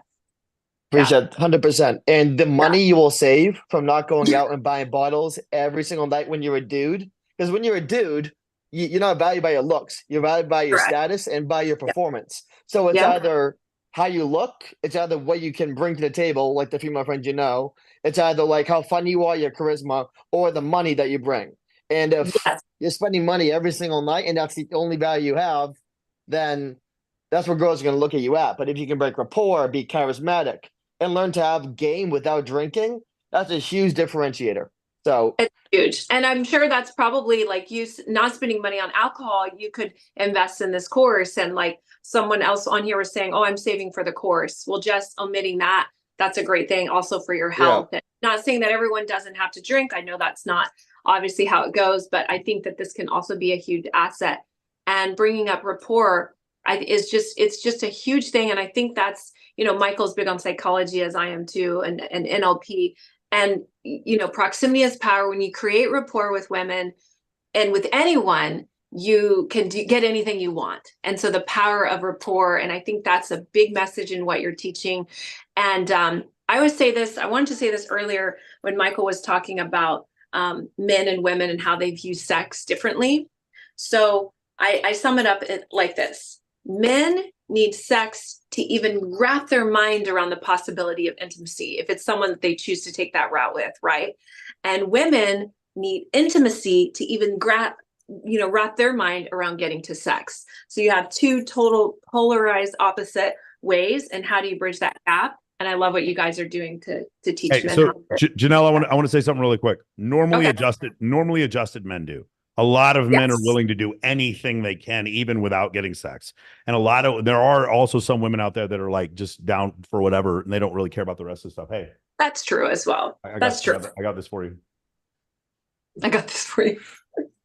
Yeah. The other thing about not drinking is like you can do this kind of lifestyle consistently if you don't drink. If you do drink, imagine how hard it's going to be to go out Friday, Saturday, and Sunday to network for an hour, 45 minutes every single night with like 9 different girls. It's impossible because you wake up the next day, your whole morning shot. If you don't drink, you can just do caffeine like Michael does and like I do and a couple other coaches. Like it's way easier and your mind recovers a lot better and you can work out better, be more clarity of thought, clarity of power. I mean, me not drinking, even as an exotic dancer, I had multiple conversations with Rampage. Rampage would rather sit outside of the champagne room and talk with me and my girlfriend from Newport. Talking about Rampage Jackson? Go in the back. Talking about Curtis Jackson? Oh, okay. Rampage Jackson. Yeah. He would, Dana White used to be so pissed at him because he was trying to pull him in the back with the blondes in the champagne room where you know what happens. And he was just like, no, bro, I want to talk. He liked me because I was just cool. Like I didn't drink and we would just fight. No, Janelle, the Spearmint Rhino is a reputable organization. I don't know what happens back there. I've never been back there. I have no fucking clue what you're talking about. I'm sure you have no idea what happens. No clue what's going on there other than worshiping of our Lord and Savior and reading the gospel. There is Exactly. And of nothing. course, I don't. gardening, I cooking, of course. Yeah. no, All those nice things. celebrity.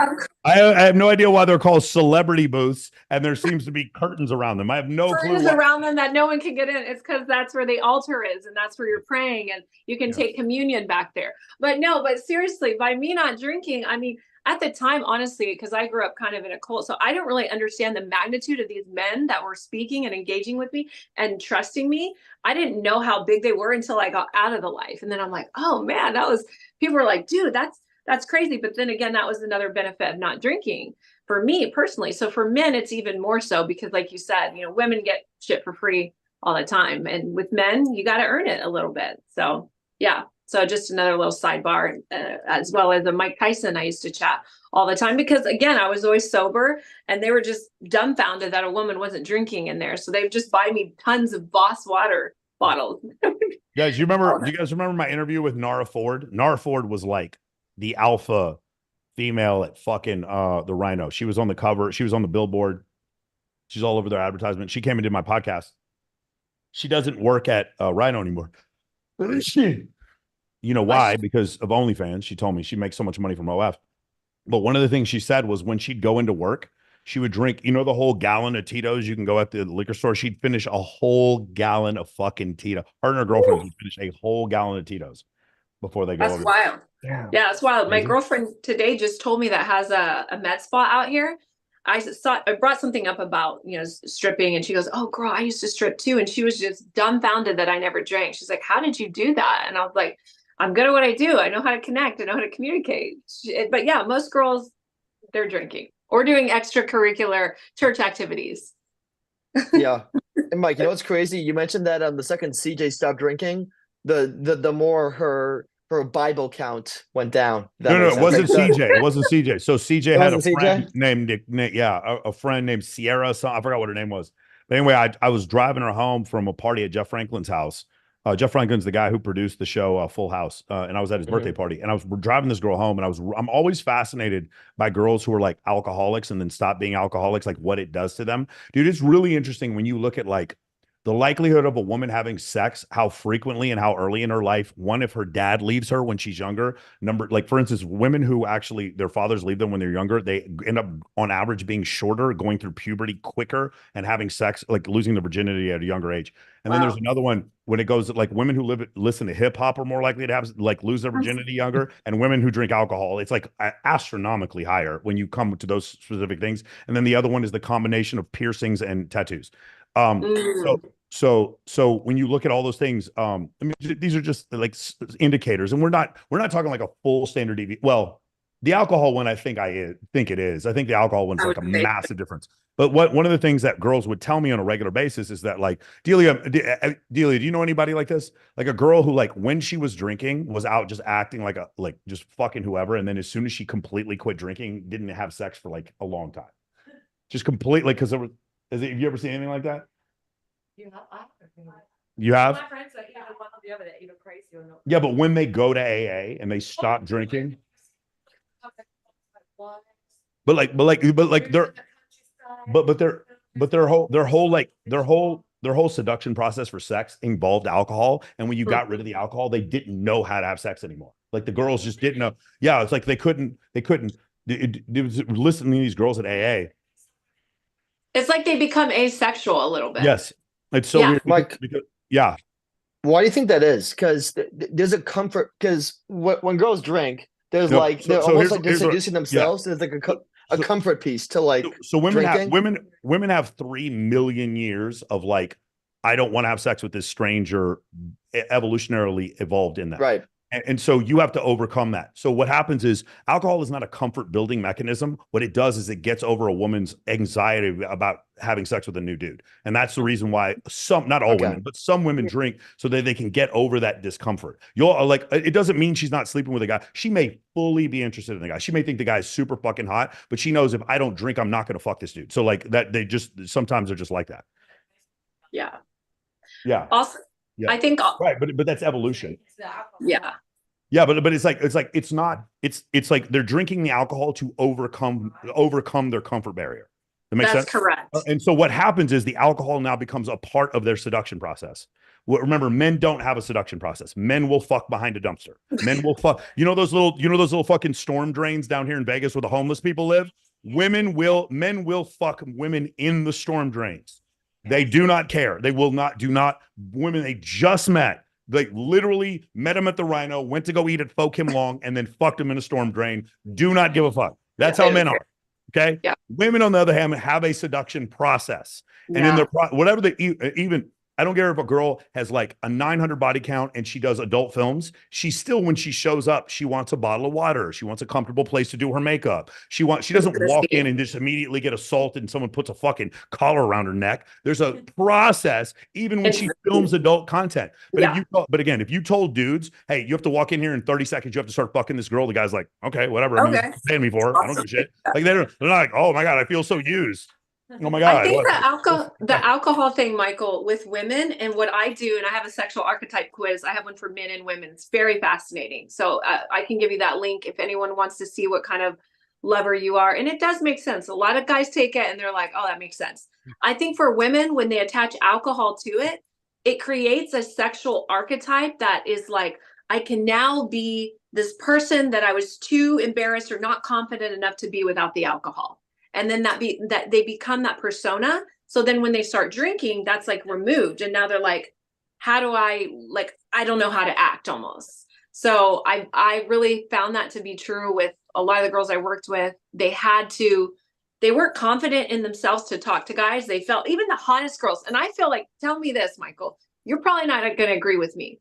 But when I was working at the Rhino, some of the most hottest girls were the most not confident. It was freaking crazy. And the girls that I considered to be not attractive, I'm not being mean, but just regular plain Jane girls, they were so much more confident and they often made triple the money. So I don't know. What do you think, Michael? I don't know. Like sometimes you can be Delia and you're really hot and confident all the time. Correct. And these like women Delia never not, turns it off. Well, she's an anomaly. And I was that way myself. I wasn't the hottest girl, but I was always just confident. I faked it until I made it. And I think that's guys appreciate that because they're like, oh, she has a sense of humor. Oh, you're muted, Michael. I know. I was telling her, I was asking Delia if she wants to go see I thought you were Dead Mouse. talking to me. No, I was asking Delia if she wants to go see Dead Mouse tonight. Well, those of you, we're going to go see Dead Mouse and Cascade tonight at Zook. Awesome. Just like all the other 46-year-old men who run 8-figure companies. We're all going to go to fucking Zook on a Monday night. That's what I'm supposed to be doing right after I do cardio and have sex with my 22-year-old girlfriend. Now we're going to do all that just because this is what we all do, right? Because all the 46-year-olds do this. Anyway, go ahead. Of course. So that's what I was just saying. I found it fascinating that sometimes some of the most attractive women had the least amount of self-confidence. And that's why I think the need for alcohol and extracurricular activities came in pretty strong. Yeah. Yeah. Isn't it crazy? It is one of the things. Anyway, I just thought it's an interesting discussion to have. By the way, there's some moral ambiguity here, right? So for instance, like I would never recommend you give women alcohol to the point where they're like willing to have sex with you, but you can let women drink if they want to drink. Those are two different things. That's why I've always said, guys. I want to tell you a fascinating story about this, about Dennis Rodman. You guys remember him, right? Dennis Rodman. Okay. So I was working at Rhino. One of my girlfriends, they were very close to Rodman, and I'm from Dallas originally. You know, we've talked about this. Yeah. And she said, hey, come hang with Dennis and I and my husband, blah, blah, blah. All right. And so I said, okay, cool. And so I met him and Dennis was super cool. And this was like one of the only times I ever drank in Vegas. And this is one of the reasons why I never did anymore. It was when I first got there. And so we were at a table, blah, blah, blah. So I drank and I got way too drunk. And you had sex with Dennis Rodman and his wife? No, I didn't. Delia said she did the same thing. I did not. I did not have sex with Dennis Rodman. But my girlfriend left me with Dennis, and like they knew he wasn't going to take advantage of me. And so I had too much to drink. So he took me back to, this is a true story. So he rebounded you? No. Listen, this is a long time ago. So you tried to get to the bathroom and he was defending. He was defending. I'm going to tell you what happened. Nobody gets the joke. Nobody. All Michael, right. you know me. I do not lie. I tell the truth. Even I'm honest, often too honest, which gets me into trouble. So we go back to the Palms. He takes me to his room. He does not even touch me, lay a finger on me. And at this point, I am inebriated, right? And I wake up the next morning, true story. He's in a green face mask. He's doing push-ups on the ground, totally naked. And he said, listen, you're a good girl. You're from Texas. He goes, I don't want you to get caught up with the wrong people. Here's my number. I'm going to send you home in a cab, order some breakfast, take care of yourself. If you ever need anything from me, I got you. did not touch me. Totally could have taken advantage of me, didn't. So I know a lot of people say a lot of bad things about him, but my experience with him was he could have taken advantage of me and he did not. So I like that you're teaching, don't get women too effed up to the point where if it's something, yeah. So the rule is in MOA is men do not pour women's drinks. Women can pour women's drinks, women can pour men's drinks. And the other thing is I highly recommend when you're throwing like a house party, like I have a camera in my living room, you should film everything. Correct. No, don't film the bedroom. Don't film the bedroom because there's some legalities there. Like if it's security footage, legally you're allowed to do that. But if you show anybody, it could be constituted as hate, revenge porn or whatever. Yes, revenge porn. I would recommend like your front door and your like main living area. You should have a camera. You guys can go on Nurio or Ring and buy a camera very inexpensively. Yep. And you can buy one very, very inexpensively. I would highly recommend that you do that because when weird things happen and all of a sudden a girl came home with you and your girlfriend, and then the next day she just remembered that she had a boyfriend and she tells her boyfriend, I don't know why I went home with them. They must have drugged me. I don't know why. It's like, oh, well, let's look at this footage of you like having a great time, not drinking, walking out on your own volition, kissing both of them goodnight and getting into a fucking Uber. Looks like you weren't stumbling. That's why you film. That's why I recommend you film everything. What about this? I have a question. I do this with my clients. I know it's different work, but I have NDAs. Do you have the girls at your party sign anything or no? No, we don't do NDAs. Yeah, I'm not at that level yet. Nobody really. Okay. Yeah. I also think like I don't like take dumps on girls' chests like Vince McMahon. Like I'm sorry to bore you guys. I'm just not that weird. So no, I'm just saying, but I guess it is the opposite because a lot of men, they're like high powered. They don't want people knowing they're coming to do this kind of work. So I guess it's different, but I was just curious if you have anyone sign anything. Yeah, my parties are pretty tame, man. It's we play Uno. That's about it. Yeah. All right. All right, guys, let's keep it going. Cyril, what's your question?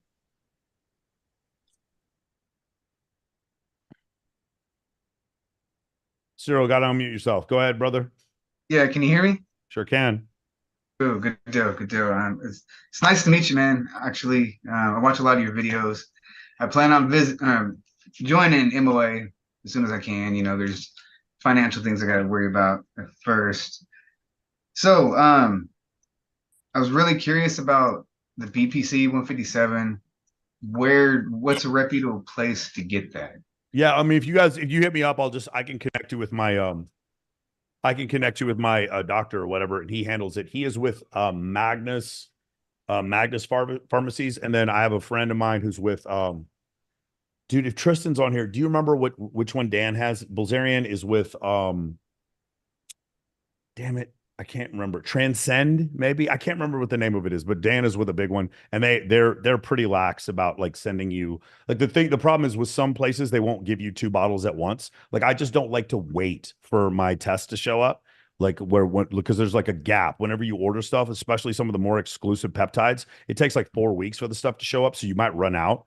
And so I like to order like multiple bottles. And if you find like the right pharmacy, they'll let you do that. But just as long as you don't abuse it and you get your blood work done. So if you like order 4 bottles of tests and all of a sudden your fucking total test is in the 1500s, they're not going to send you any more tests. You know what I'm saying? Yeah. They're going to, there's some math wrong here, you know? Right.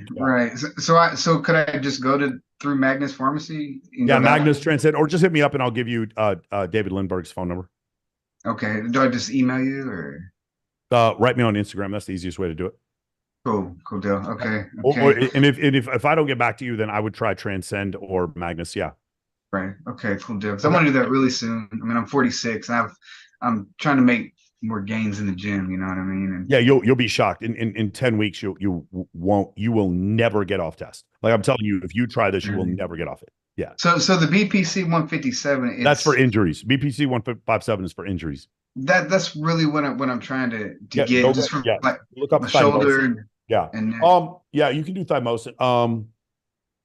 You know what? Prime Body is really easy if you want to just use peptides. Prime Body, I think they charge you $50 a week, and you get $50 a week counts for your testosterone and your.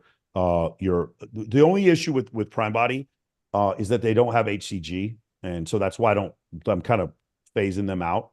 They send you clomidophan instead. And so for those of you who don't know, it's like HCG is the best stuff to keep your testicles the right size when you take exogenous testosterone.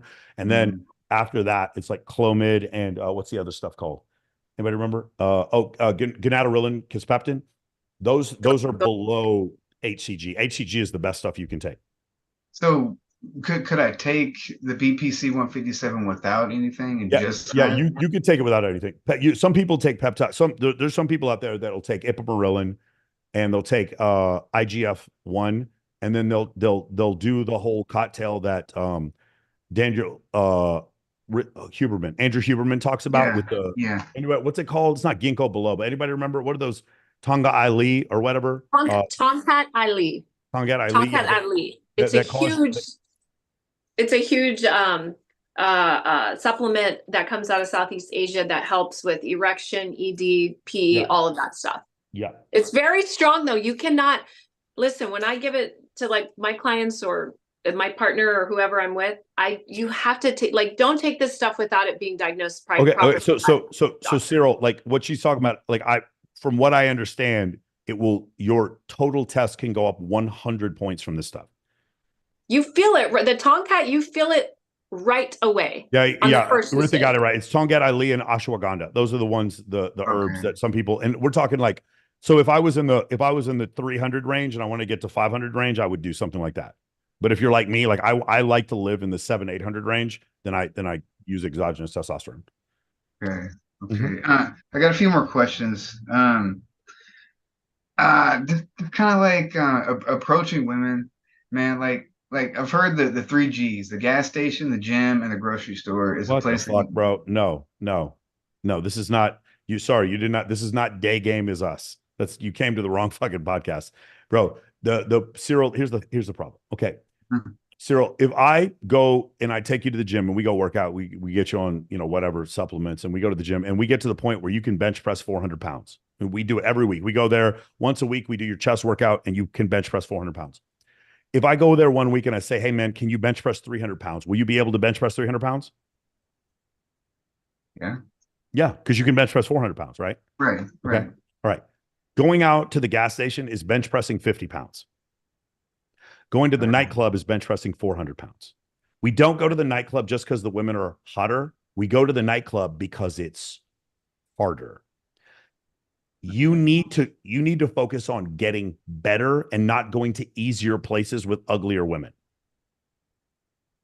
Okay. Cyril, you need to concern yourself with being attractive to more women as opposed to just like trying to find some kind of cheat code for day game.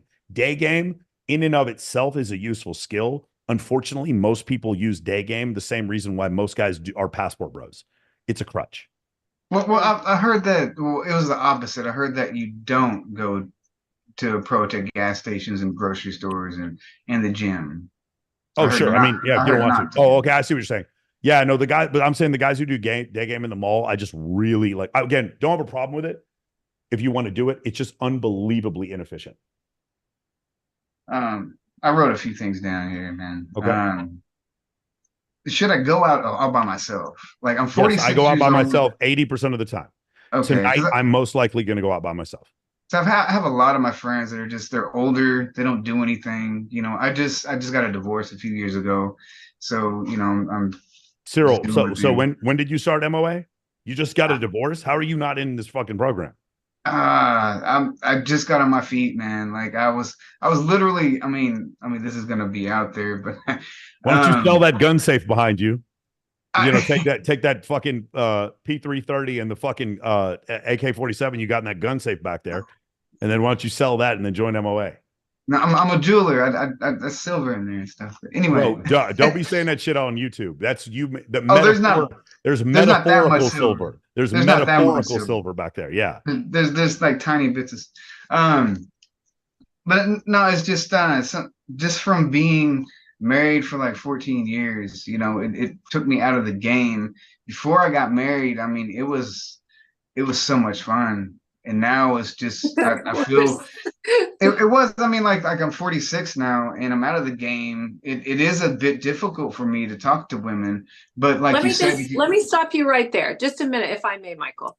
You got to fix a few things right now. I want to give you a hug, and I want to just like, if I can, please. The way you're talking to yourself, you got to change that. You have to stop talking that way to yourself. Whatever you say to yourself, your mind believes. I say shit to myself that isn't true all the time, and it fucking happens. So you've got to stop talking to yourself that way. I know it's how you feel. Get it out, write it on a piece of paper, burn it, and never say the shit again. I'm sure he's telling you this in the program, but I just don't want to see you go down this rabbit hole anymore because you look like what you're saying. I think you need a little bit of a makeover. I might be stepping over, like this shirt, no. Like get a better haircut, get some contacts, do some teeth whitening strips, start to fucking feel better. I know they're going to tell you more what to do. Change the way how you look. You'll start feeling better and start talking better. Well, to stop you there, I used to be bald. I just started growing my hair out. No, you're doing great. I'm just saying. I'm not I'm trying chilling to at keep you home. while you're down. I worked out like a madman, you know. I Like I'm believe doing it. things. I think if you just shift a few things in how you're speaking to yourself, you're going to get further faster. And start saying, I'm having fun now. I'm meeting women. Women are attracted to me every day. Everywhere I go, even if it's not true, just start feeding your mind a better story. A better story will change your life. Well, I'm just getting on my feet. Like now, I'm literally like 2 months ago, I was living in a tent. You know what I mean? You're doing amazing. I'm proud of you. I just want to see you. I want to see your Shiva, your masculine essence back, and you got this. And Michael's going to get you on the right path. Right. I do need to join. That's going to be soon. So. Yes, that's right. All right, man. Good to meet you, brother. And just to let you know, when you join the program, I'm going to yell at you a lot. Okay, so there you go. It's all good. Thank you. Thanks, guys. Tom, what's your question? Michael, can you hear me, man? You can. Good to see you, man. Congrats on 100K as well, man. Miss Appreciate you guys. Tell me, man, you can probably see that I've had a nice setup that I've inspired by yourself and Ty. Doing some content, doing some drafts and stuff like that. Going to do some reaction videos with my health based work. Tell me, man, just any wisdom or any mistakes that you made when you started doing your own reaction content? Any just like little bits and pieces that you found that, you know, worked for you and stuff like that? Yeah, I don't know yet.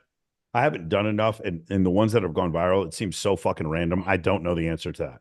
I really wish I could tell you. I don't. It's just so random. MOA.podcast will take some of my reaction clips and they do way better than they do on my channel. So I don't know how to answer this. I've just the best thing I can tell you is find viral clips and just copy how those people are responding. Like, so I used to do them straight on like this. And now I do the reaction videos where I'm turned off to the side because I saw other people do it. Bro, I don't know shit. I'm not going to tell you bro, trying to read the social media algorithm is like astrology at this point. It's fucking astrology. I will tell you, every month on month, we make more money in MOA. We're growing. So we're doing something right. And most of it is not from ads. As of today, like over 60% of our income comes from, our revenue comes from organic. But I don't know what's working and what isn't. I don't understand how we keep making more money, but I have clips that get 50 likes. I don't understand. And I'm getting to the point where I'm just not going to try to understand anymore. It's preposterous.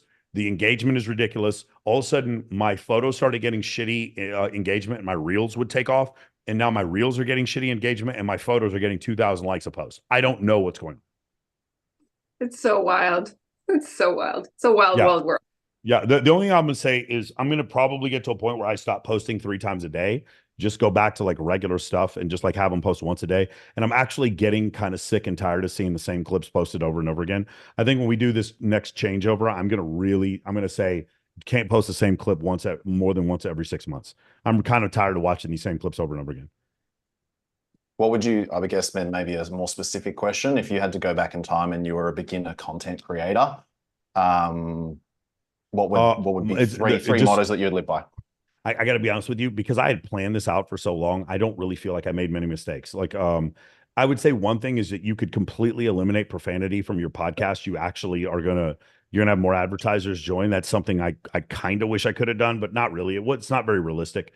But as far as the collaborations, I just knew so many famous people and so many huge influencers and had them on my show. In fact, 2 guests of my show are on a date right now, and I won't tell you who, but one of them's Justin Waller. They're on a date right now, and one of the female guests of my show is on a date with him right now. Well, not a date. They're just hanging out like his friends or whatever. I don't know what's going on, but they just both messaged me right now. And the thing that's just really funny is like, it's like I knew enough big name people to have on my show for collaborations. And then from there, I made clips. So if you want to grow a podcast or a channel in general, it's the two C's. It's collaborations and clips, collaborations and clips. And then the other thing is, that I'll tell you is that with the reaction videos, it's really interesting because you can go viral and not be famous at all. So if the more viral the video is, if you guys just spent a week and all you did was go through like the 50 most watched videos on YouTube and just reacted to all of them, you have a chance of going viral with a few of them. There's one other thing I want to experiment with, and I don't know, something we were considering is just like every video that didn't get a ton of likes, we just archive them all, and we just see what the channel would look like if it was just nothing but videos that crushed it. I don't know. Dude, I don't understand this algorithm at all. And the reason why it's also very confusing to me is when I see someone like, I don't know, Mac and Murphy get 600,000 views per video on TikTok and like less than 1,000 views per video on YouTube in the same videos. Stuff is How weird. does that make any fucking sense? Like, I don't understand this. How is it like I'm getting about 10K views on my reels on YouTube and like less than 300 on TikTok? What's going on? Why is that? Like, I don't understand your algorithm. Your algorithm doesn't make sense to me. So I treat it like astrology now. Yep. TikTok is wild like that right now. Yep. Cool. Guys, I need to bang out these pause. I need to bang out these questions here pretty quick. Let's go here. Rithik, what's your question? Hey, Michael, can you hear me? Sure can. Fantastic. My question is, I have a charity gala that I'm going to be attending in July. It's going to be my first one that I'm going to for this charity. So my question to you is, aside from bringing women to the charity, how else would you advise me and some of the other Men of Action guys in Pittsburgh to provide value to this charity gala that we'll be attending for the first time? Is it worth messaging or DMing the charity beforehand and saying, hey, we're more than happy to do some video content for you guys and send you some clips? Yeah. So Anything there's else? three. Yeah. So great. So there's three main ways that you guys can provide value to an organization using no money. Okay. This is real, and all of you can do it. And it doesn't matter if the organization is Ignite or the SPCA or the fucking Wounded Warriors organization, whatever it is. There's three ways. Really easy. Now, there are more than these three ways, but these are three easy ways. Number one, you provide video and photo content using your iPhone or an SLR if you can bring one. Okay. That's number one. What was that? SLR. SLR. A camera. A fucking camera. Okay. SLR. It's an A7S3. All right. So you can provide photo and video, and then you put all that content on a Dropbox and you give it all to them. That's one way to provide value. Okay. Also, you can make recap videos that way too. A lot of guys in MOA are real good at making recap videos, and I'll partner up with them. I'll collab with them. All right. The second way that you can provide value is to promote the event beforehand on social media and afterwards on social media. Okay. And the third way is to invite thousands of women. Those are the three ones that you can do for free. Okay. Okay. Now, if you're loaded, you could buy a table. That's another way of providing value, but that's not free. In MOA, we always start from using zero money. Okay. Fantastic. Also, so I would like to get to start my own podcast at some point. My question to you is your setup behind you, like that wall. Like, where do you get that material from? Just go on. So just so you'll notice, like with Tom, you see how like some of them they'll slide down if you use the adhesive. I actually have these bolted in, like they're actually a nail that sticks them into the wall. This is just go. It's soundproofing foam that you can get on Amazon. You'll buy a 24 pack for like, I don't know, $30. Yeah. I think I bought two 12 packs and just had a guy. I got a guy off Upwork, and he came over here and he did all this for me. And the guy, it's funny because the guy watches all my videos. It's really funny. He walked into my place. He's like, "Oh my God, I watch your show all the time." It's pretty funny. That's You can awesome. actually see the nails in some of them, but yeah, then now they stopped slipping since I started doing that. That's fantastic, man. I'll let you get to everybody else's questions, but it's All been right, a while awesome. since I've been on here. So good to hear Good to see you, brother. Mark, what's your question? I completely failed the event I tried to get women to. I got 8 replies. No one showed up, and one of the women tried to get me to stay in contact with me to try to get me into a Forex scam. And it's it really sent me into a depression tailspin, seriously. Okay. So there's a couple of things in your case, Mark, specifically, because I know there's some other challenges there, is that you have to have all the steps. So I would have a buddy in MOA, and you need to go through all the steps in order. So unless your Instagram is like completely on point, also confirmations and reconfirmations, you need more than 8. If you only had 8, I would expect no girls to show up. For Well, me, a lot like, of it is also, there are other things I was thinking of, which was it being a weeknight event and having too many dead accounts on the list. sure. Well, remove them from the list. That's the other thing you can do. Yeah, But that's what I do. That's what I just did. So okay, so what I would tell you is okay, so having your social media on point, having a buddy help you when you go through this list. If it's not, it's just not going to work. And then the other thing is like having female friends that sort of lead the group. So for my birthday party, there were 89 girls reconfirmed. So it was originally it was like 160 girls that were coming, then 89 girls reconfirmed. That's generally about what I would expect, about half. yeah, And then so I told them I knew about half that 45 girls would show up, and it was about Yeah. 45 girls between dinner. Though we had 25 girls show up for dinner, and then another 20 showed up at the club. So we had about 45 girls show up to my birthday, and then that was it. That's what I should expect. So you should expect, you have an invite, right? So say 4,000 girls, you should expect 400 of them to say yes, they want to come, 200 to reconfirm, and 100 to show up. That's just how it works with women. Now, if you're Jason Derulo or Drake, those numbers are going to be like in the 80%. But if you're a normal person, it's not going to be like that. yeah. Yeah. It's like that with everything, even kids' birthday parties. Everyone RSVPs, and then the day of, half the people fall out. So Yeah. it's just how it goes. Yeah, I don't know how to find a person to help me in the group. Like I've talked to some people off and on, but Yeah, so this was, let me see if I can find it. Yeah, this was it. Just in case you guys think I'm exaggerating. This is my last birthday. That's a great amount. I mean, that's a good amount of women. Yeah. And the problem is this, like my birthday is outrageous. Like I try to have more girls at my party than anybody else in the entire city of Vegas whenever I throw a birthday party. And the thing is, when you do that, like just imagine being just a fraction of that successful, like all the things that you could accomplish in your life. This was 2 birthdays ago. yeah, I was going to be happy if one person showed up and nobody did. So Right. Well, because you don't have the fundamentals before that set up. That's why that's Yeah. going to keep happening to you. Because you don't have the fundamental set up. And you don't. And so like you're going to keep having this problem, Mark. Okay. Yeah. All right. Also, I think if you set your number higher, because you said you were happy with 1 and no one came, you said you need to like 10x that. I'm happy with 100 and maybe 10 will show. Yeah. yeah. That's exactly right. Yeah. Psychology. Dawson, what's your question? Hi, congratulations on 100 million views. Oh, no. I got no. So don't get me twisted here, because they'll make another fucking hit piece on me. I got 100,000 subscribers. First off, I got 100,000 subscribers, and I'm actually at 153 now. And then I got 100 million views on all my channels together. I got 100 million views. Yeah. Okay. My question is, how likely are Playboy models and porn stars likely to date their fans? I mean, it's not super likely. Like they're dating their fans in spite of the fact that they're fans.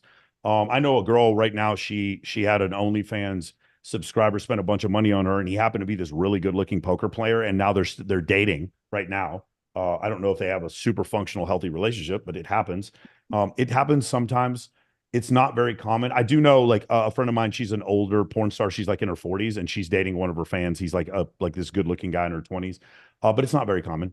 It would be way better for you. If I met a girl who's a porn star and I was a huge fan of hers, I would pretend like I didn't know who she was. Okay, cool. Mhm. Yeah, because like some guys would spend years simping or whatever. And, so there's like got to be a better way. Dawson, let's talk about this. I would highly recommend you don't date a porn star. I'm Yeah. friends with tons of them. I love them to death. I was at EDC last night with Nicolette. I hang out with Savannah Storm all the time. I got fucking Alexis Fox, you know, her and I talk all the time. I just interviewed her the other day. I'm friends with Madison Ivy. I'm friends with fucking, man, I could just go with Karen Lee. Karen Lee is probably watching my show right now.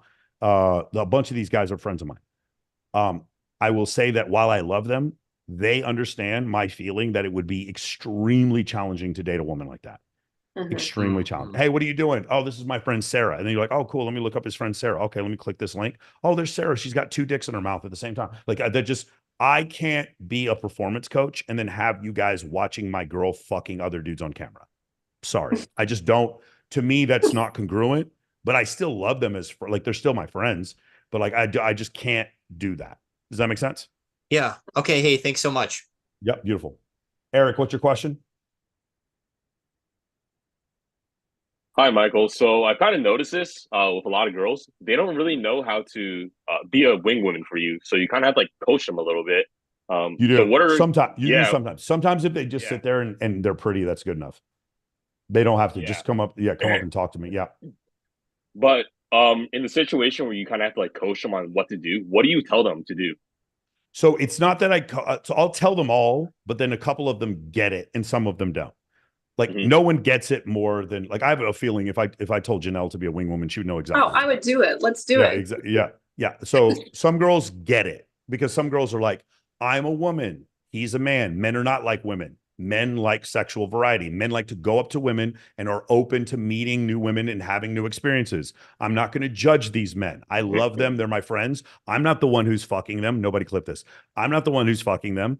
They're fucking other women. They're out having fun. My wing women have that kind of an attitude. It's an open, sharing attitude.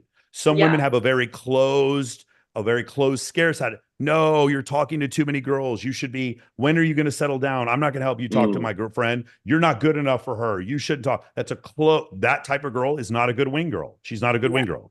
I'll never forget this. One time, me and Amanda Lahamaju, we were out. Amanda Lahamaju, she's like a famous realtor now. But Amanda was a former she was not a porn star. Amanda Lahamaju was a hold on. She was a former playmate, and she's a huge real estate agent now. So me and Amanda were out one time, and I swear I would, if she was here, I would tell her the story again. So Amanda's like, she used to be a playmate, and she's doing really good in the real estate game right now, selling, like, doing really awesome. Amanda and I were out with one of her friends who was also a playmate. And I kept joking with Amanda. I was like, hey, man, I like your friend. I like your friend. And Amanda kept telling me, you're not her type. She doesn't like you. Don't worry about it. She's not going to like you or whatever. And I look at the girl. I won't say who it is because she's a famous playmate. And I was like, do you want to just make out in front of Amanda? And she goes, yeah. And we just start making out in front of Amanda. Amanda turns back around and she's like, what the fuck are you guys doing? Like, we're consenting adults. What does it look like? Who gives a fuck what we're doing, Amanda? Why is this a fucking big deal to you? I was looking at her, I was like, no, we're just going to make out because you thought we weren't going to do it. And it was really funny. It was funny to watch her reaction. She, at the time, I'm not saying all the time, Amanda's probably a great wing woman, but that night, I remember thinking, it's closed. It's scarce. I don't need, great wing women are open. They're free. They're non-judgmental. That's why I frequently talk about Kaylin Franco, CJ Sparks, and and Kylie Myers. That's why I frequently talk about them as being terrific wing women. Does that make sense? Yeah. Bulzarian will give a little sprinkle extra of advice. He'll be like, if I'm with 10 girls, I need to probably have sleeping with 2 or 3 of them.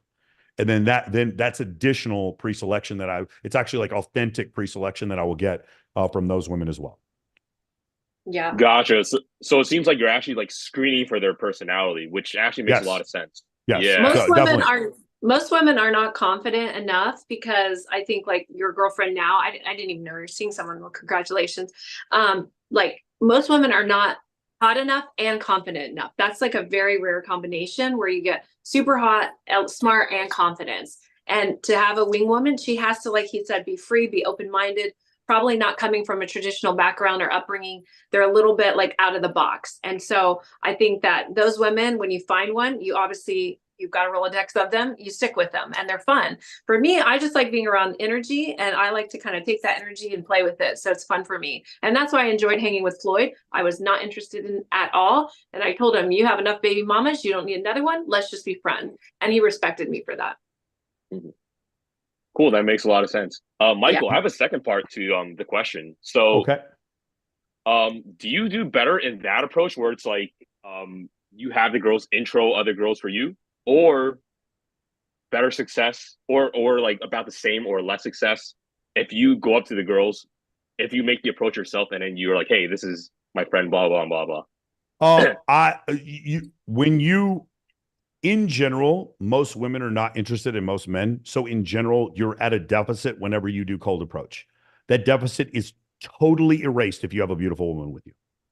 Totally. Correct. I meant like me doing cold approach with Kindly is like, I am like, no girl rejects me. Every girl gives me their number. There's like no total and complete annihilation and domination whenever I have her with me.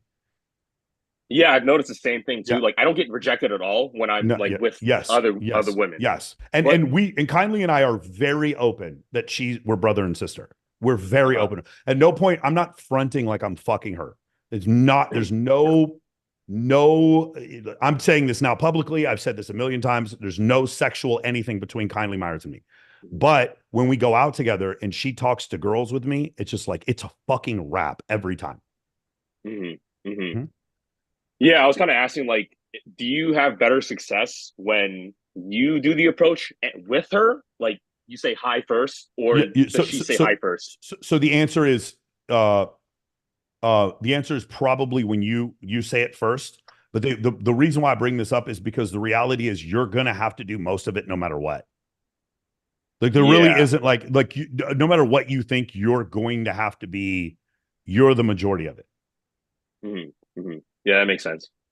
She's like the emotional support dog, not calling your girlfriend a dog, but it's just like for women, proximity of another woman, it's like comforting, safety. And it's from what I'm understanding. I'm not sure his full curriculum, but like when you're out with other hot women, you're like, oh, hot women. People like people who are what? Like themselves or who they want to be like.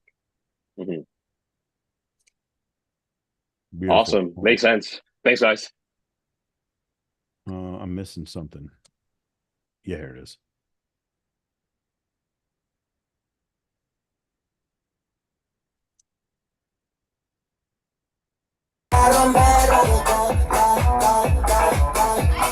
You see, like, I don't have to ask her. She just knows. She's on camera. Kate is like, Kate is a friend of mine, but she's not like hip to the game. Kate's like, I don't know what to do here. Kindly knows exactly what to do.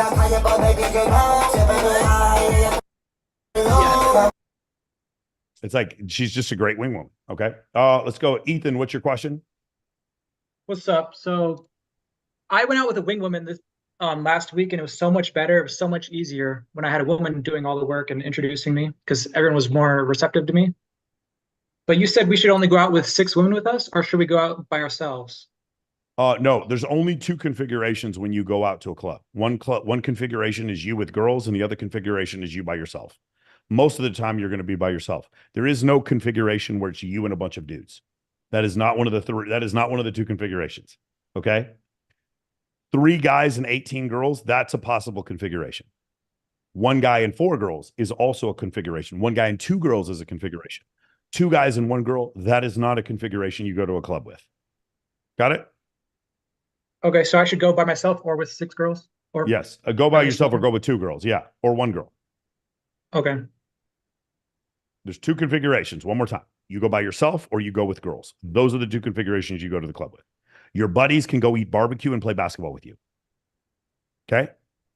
And always more yonis than lingam. Yep. That's the math. Beautiful. George, what's your question? 2 girls, 1 cup, 1 cup. What? George Jara. What's Am your I question? unmuted? Yeah. Am I unmuted? Yep, you are. Oh, sweet. Hey, no, I got a question for Janelle specifically. Oh, thank you. Yeah, man, I've been watching your content for a while. But you were on wait, were you on Fresh and Fit, right?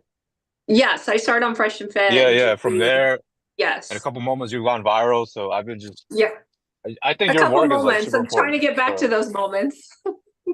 Nah, but you're doing important work, like especially from the women content creators and coaches, like very, very important work. Thank you. I appreciate that. What's your question, course. dear? Okay, so my question's got to do a little bit more on dating women that are a little bit older Okay, side. you can say it. I'm not going to be offended. I'm an older woman. Well, older than 30, right? 30 Okay, to yes, I 40. am older than What? 30. Yes. I'm No, not, she's I not don't know. older I than don't know if 30. I'm willing. Yeah, I don't know if I'm willing to go to 50s, but it's just that every time I go to these events, right? These like fashion shows, red carpets, these VIP. I do have a friend and they introduce me, and then sometimes they introduce me to the older women.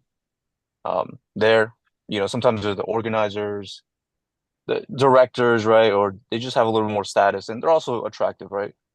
So how do I just approach these women as in the sense that to go out on a date with them, or maybe like attend an event with them, like because Okay. I'm not an Who? unconfident guy, Wait, but one I'm more time, more. George. What's the What's question up? again? Where do you meet these girls from?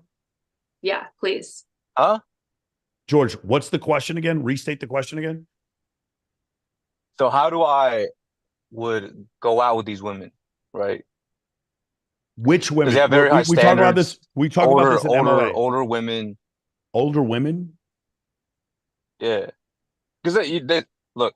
Sometimes they give me like a George, look, like when I George, meet you them, you will have and no trouble. Just go up to them and talk to them. You're not going to have any. There's not more. In fact, you're probably going to have less trouble if they're older. I okay. don't know what you're worried about, George. It's like, how do you guys? I need you guys to start I doing just a wanted to couple hear things. Janelle's like take on it. I need you guys to hear. I need you guys to understand two things. Number one, stop with this shit where it's like, Michael, how do I get this type of girl versus this type of girl? Stop. You guys are not attractive to women. Learn to be attractive to women in total. Stop worrying about being attractive to good girls or bad girls. Just be attractive. Go to the fucking The women gym. are just Get better on camera. Get better speaking. Read more fucking books. Go out and do more approach, whatever. Okay? Get better with women in general. Yeah. First. Okay. Yes. That's the first thing. Stop, Michael. My parents want me to marry a good girl. Well, if I introduce you to a slut, is she going to find you attractive? No, I wouldn't want a slut. That's not what I asked you, bitch. I didn't ask you if you wanted to marry her. I asked you if you met a girl who was a slut, would she find you attractive? And the answer is no, because you're not fucking attractive. And a girl who's a slut wouldn't even have sex with you because you're fucking garbage. That's not you, George. I'm not talking about you. But that's what I'm talking about. You guys aren't attractive, and you're asking me questions on how to get some fucking fairy tale girl who wants nothing to do with you. Because you don't fucking listen. Stop trying to get good girl game. Stop. There is only status.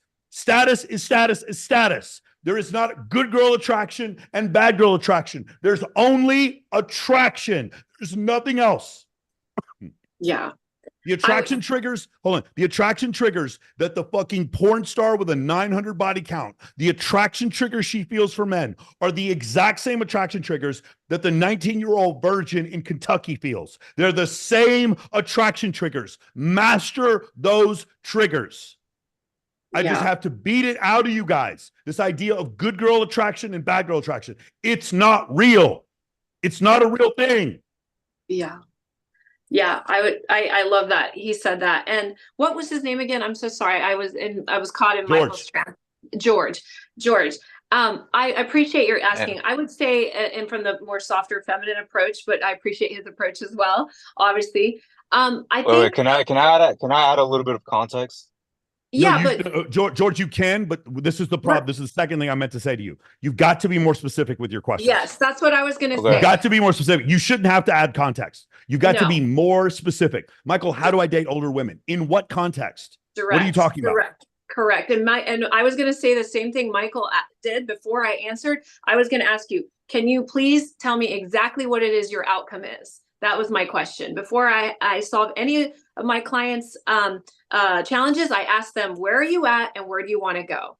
Where you are and what your outcome is. So I would say for you, I feel like you're an attractive looking man. You've got a little swag, a little style. Those things are great. But I think your biggest thing is work on being more direct and more confident. I dated a 25-year-old when I was 39 who was 6'8" with an 8-pack with a nice eggplant. And it didn't have much money, but you know what? He got me hooked because he was confident as fuck. He got me hooked and then ignored me enough to make me chase him, a barber who was making less than 50K. And it was because he exuded confident, he knew what he wanted, and he went for it. So I would say to you, That was going to be my question. Be more specific, know what you want, be confident, and just go for it. And if you have that, a 40-year-old woman, she'll be interested, period. George, I'm just going to put you up on free game. Okay, ready? You are good looking enough and tall enough to where you're Yes. going to get girls by going direct. But the problem is, That's what if I you said. keep, but hold on, the problem is, George, if you keep doing that, you're going to be limited to a subset of women who are only going to fuck you because of the way you look, which is fine until it isn't. It's just like when guys pay for pussy. At first, it's fine until it isn't. And then they're like, no, I want what Michael has. Well, you've got to work on yourself. And you have you have to say specific questions. You have to ask specifically for what you want and never be passive aggressive. You need to be direct. You need to be sitting there talking to the most beautiful woman you've ever said in your life. You've ever seen in your life. And when she says something that's crazy and bullshit, you'd be like, that's not true. Like, I know a lot of people get upset when I say this. You know what's cool about the 5 love languages? Nothing. They're not true. If you actually look at any kind of mathematical study, there's no correlation between the 5 love languages and happiness in a relationship. There's been tons of studies on this. Everyone likes to be touched. Everyone likes words of affirmation. Everyone. It's like, which flavor of fucking donut Everyone do you likes like? a gift. It's like this. Do I like cake donuts at Krispy Kreme's? Yes. But if you gave me a vanilla glazed donut, I'd eat the bitch also. It's like crazy. Like, we all like these love languages. It's great. Do you like a girl with big boobs or a girl who gives you blowjobs? Both. I like both of them. Both. It's like, that's why I don't like love language isn't really a thing. It's a cool way to describe nice theory, what you want. It's a great way if you're a woman to tell your man what you'd like more of. Totally agree. But the idea that love languages then leads to happier relationships, there's been plenty of studies on this. All right, ready? Let's go to Steve Roper. What's your question? Hey, what's going on, man? How you doing? What's going on, man? I'm cool, man. Hey, so I came to visit me.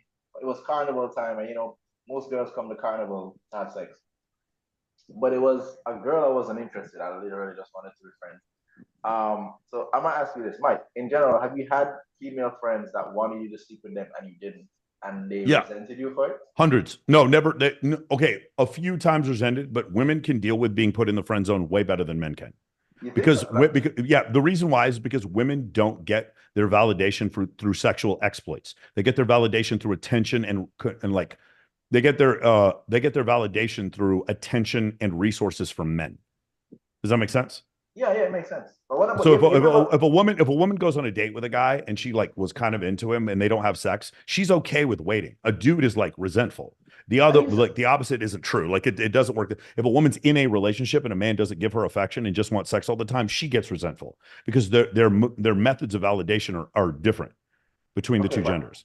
Have you ever heard? Remember, I think Tyler. Have you ever heard? There's one window of opportunity, and once that window closes, like one window of opportunity to sleep with a girl, and once that window closes. No, that's one girl a drunk night. Maybe I agree. If a girl likes you, I don't think it's one type of opportunity.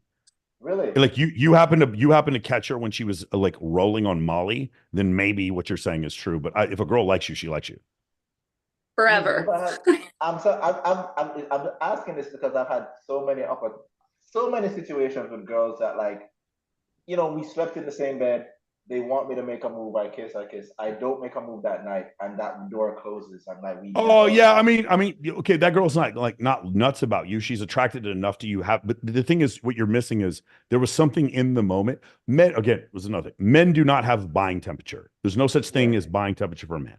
Okay, if an attractive woman walks in right now and she's like, it's fuck time, all of you would be like, hey, Michael, got to turn the camera off. Hey, sorry, guys, got to turn the camera off real quick. All of you would do that, okay? That's how you are as men. Now, listen, Janelle's the only woman on the call right now. She doesn't care. She's not going to judge you. We all know the truth. This is shit you say in front of women or simpy ass beta cucks say on my fuck. They comment this on my shit. I was like, no, Michael, I only want sex with my beautiful, lawfully married wife. I can't imagine having sexual variety. You're a pig. You're 46. Like, okay, bro, we get it. You're trying to trust me, these other women aren't going to sleep with you either, bro. Like you're a loser. It's fine. Believe what you want. The rest of women who actually live in reality understand that men like sexual variety, even when they're married. And so understanding this concept, I forgot what the original question was. It was about women resenting you. Yeah. I just had I've had enough female friends. if they got a problem, maybe they'll resent you. They might. They also might resent you if they think they're hotter than their friend, and then you end up sleeping with their friend. I've seen that happen a few times. But the other thing I've noticed is just women just get over it so much faster. They really do. I just like I put so many women in the friend zone who liked me, and it just really doesn't. It seems like we can just still be friends. I mean, so I've just had situations where I thought that would be the case, and then like it turns out like I would give it some time. I would give it some time. it just felt strange because we were Yeah, but the friends. other thing is like it never got to the point where we're in the bed with each other kissing. You already probably took it too far. Nah, man. What you mean? She needed a place to stay. So you shouldn't kiss her. Give her your guest room. She wants to come hop in your bed, she will.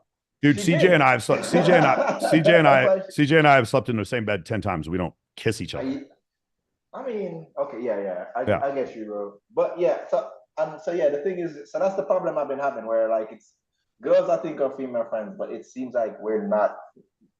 There's a resentment, or we're not as. Yeah, I mean, I can understand how they would be short-term resentful if you made out with them and then didn't fuck them. Yes, I can see that, and especially if you end up sleeping with some other girl in their circle. Yes, I can see that. But they're not even upset that you slept with another girl. They're upset that you gave another girl attention that should have been reserved for them. And then they're going to start asking, what was wrong with me? What did I not do right? Insecurities that women have. Okay, it's a very strange thing though. It's happening a couple of times. Or women are very strange. Yeah. Okay. I guess, but because I really want to have like a group of like group of friends and stuff. But yeah, that happens a couple of times and it's weird. Like I'm trying to figure. It's like a blind spot. I'm trying to figure out what I'm doing. But yeah, I get you. You want a group of friends that sleep together? You want Michael? No, not a harem. Listen, Steve. If you go to a strip club and you see guys and they'll pay a bunch of money to some girl, they'll trick off a bunch of money and they'll get like a huge hard on and then they'll like leave with blue balls. They're frustrated by it. And like the reality is what you learn when you get older, when you're my age, is I just don't go to strip clubs and experience that. Because why? It's a waste of time. You just did that to a woman. Of course she's resentful. Of course she's resentful. I gave her You gave her blue balls. You gave her blue balls. You gave her blue ovaries. That's exactly what you did. Awesome. Blue Will, ovaries. all right, I got to knock these out. Will, what's your question? What's up, Michael? Janelle? What's happening? What's going on, man? You're a fucking savage. Just to start, just really quick, I just moved to Nebraska from California. I am a disabled gentleman. I have multiple sclerosis, so I use a cane. So I'm just wondering how I can go ahead and start trying to make my Insta better. Will. Yeah. So first off, a couple things. I want you to find other influencers that have MS, and I want you to copy exactly what they do. Number two, if you made content on what life was like living with MS, but do it in a totally victimless, totally uplifting like way. Like for instance, I'm someone with MS and I watch you, which gives me inspiration. And I'm someone who doesn't have MS and I watch you and I get inspiration. Yeah. That kind of content creator, you would blow past me in like 6 months. You would blow past me in 6 months. Okay. No, that's a good idea. Yeah.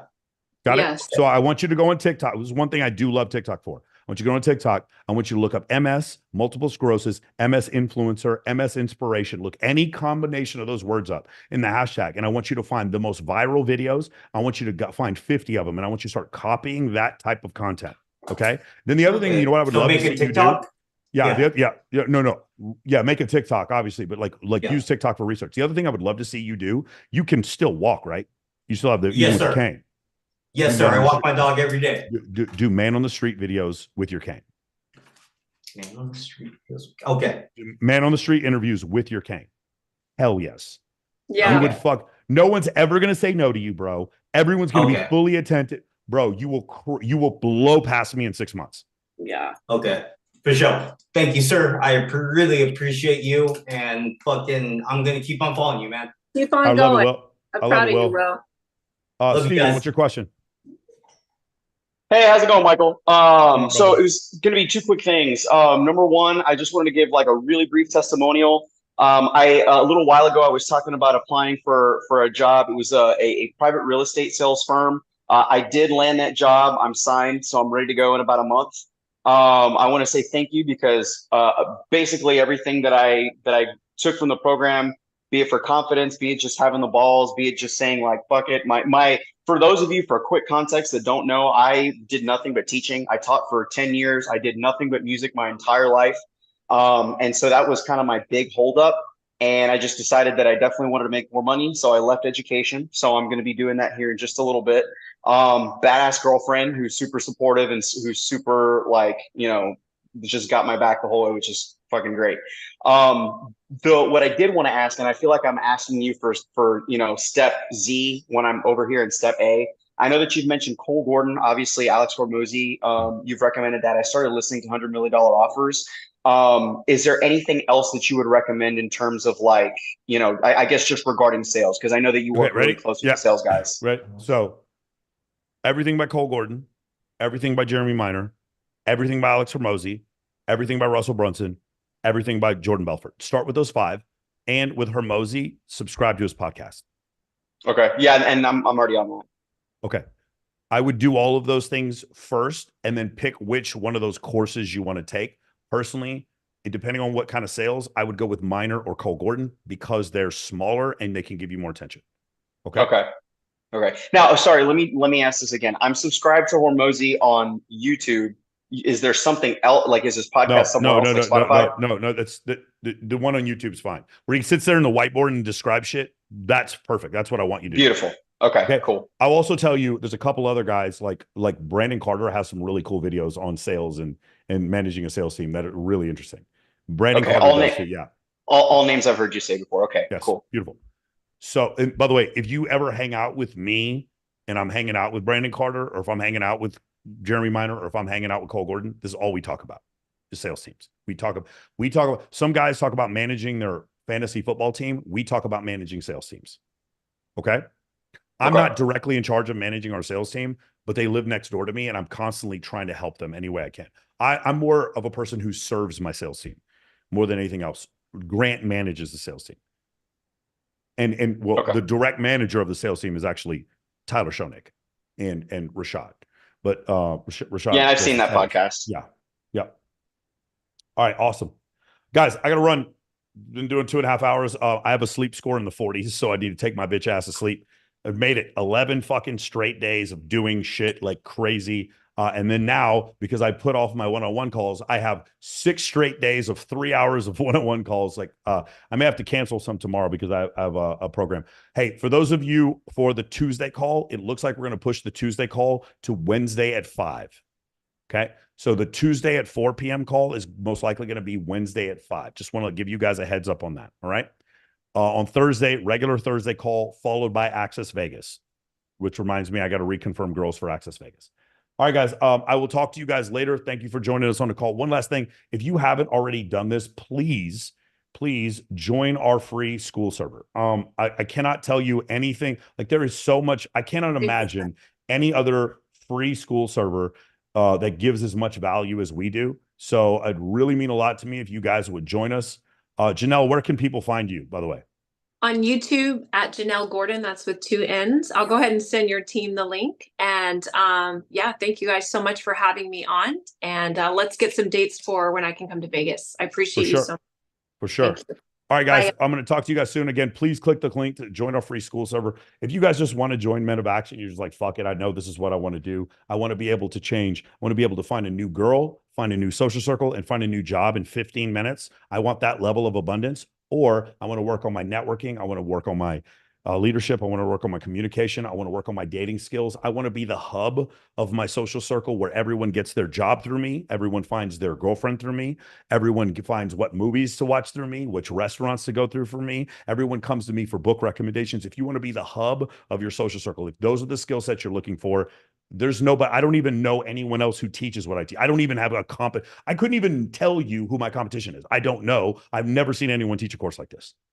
If Jocko Willink taught a dating course, that's basically what I'm doing. So, because I teach you guys leadership. So if you guys are interested in that, go to MOAmentoring.com and you guys can sign up, or you can set up a demo right now. And then if you guys are just interested, hey, you just want to join the free group, you can be on the schedule. You can see when we have our next couple events coming up. Just go to the school server, the link right there, and I will see all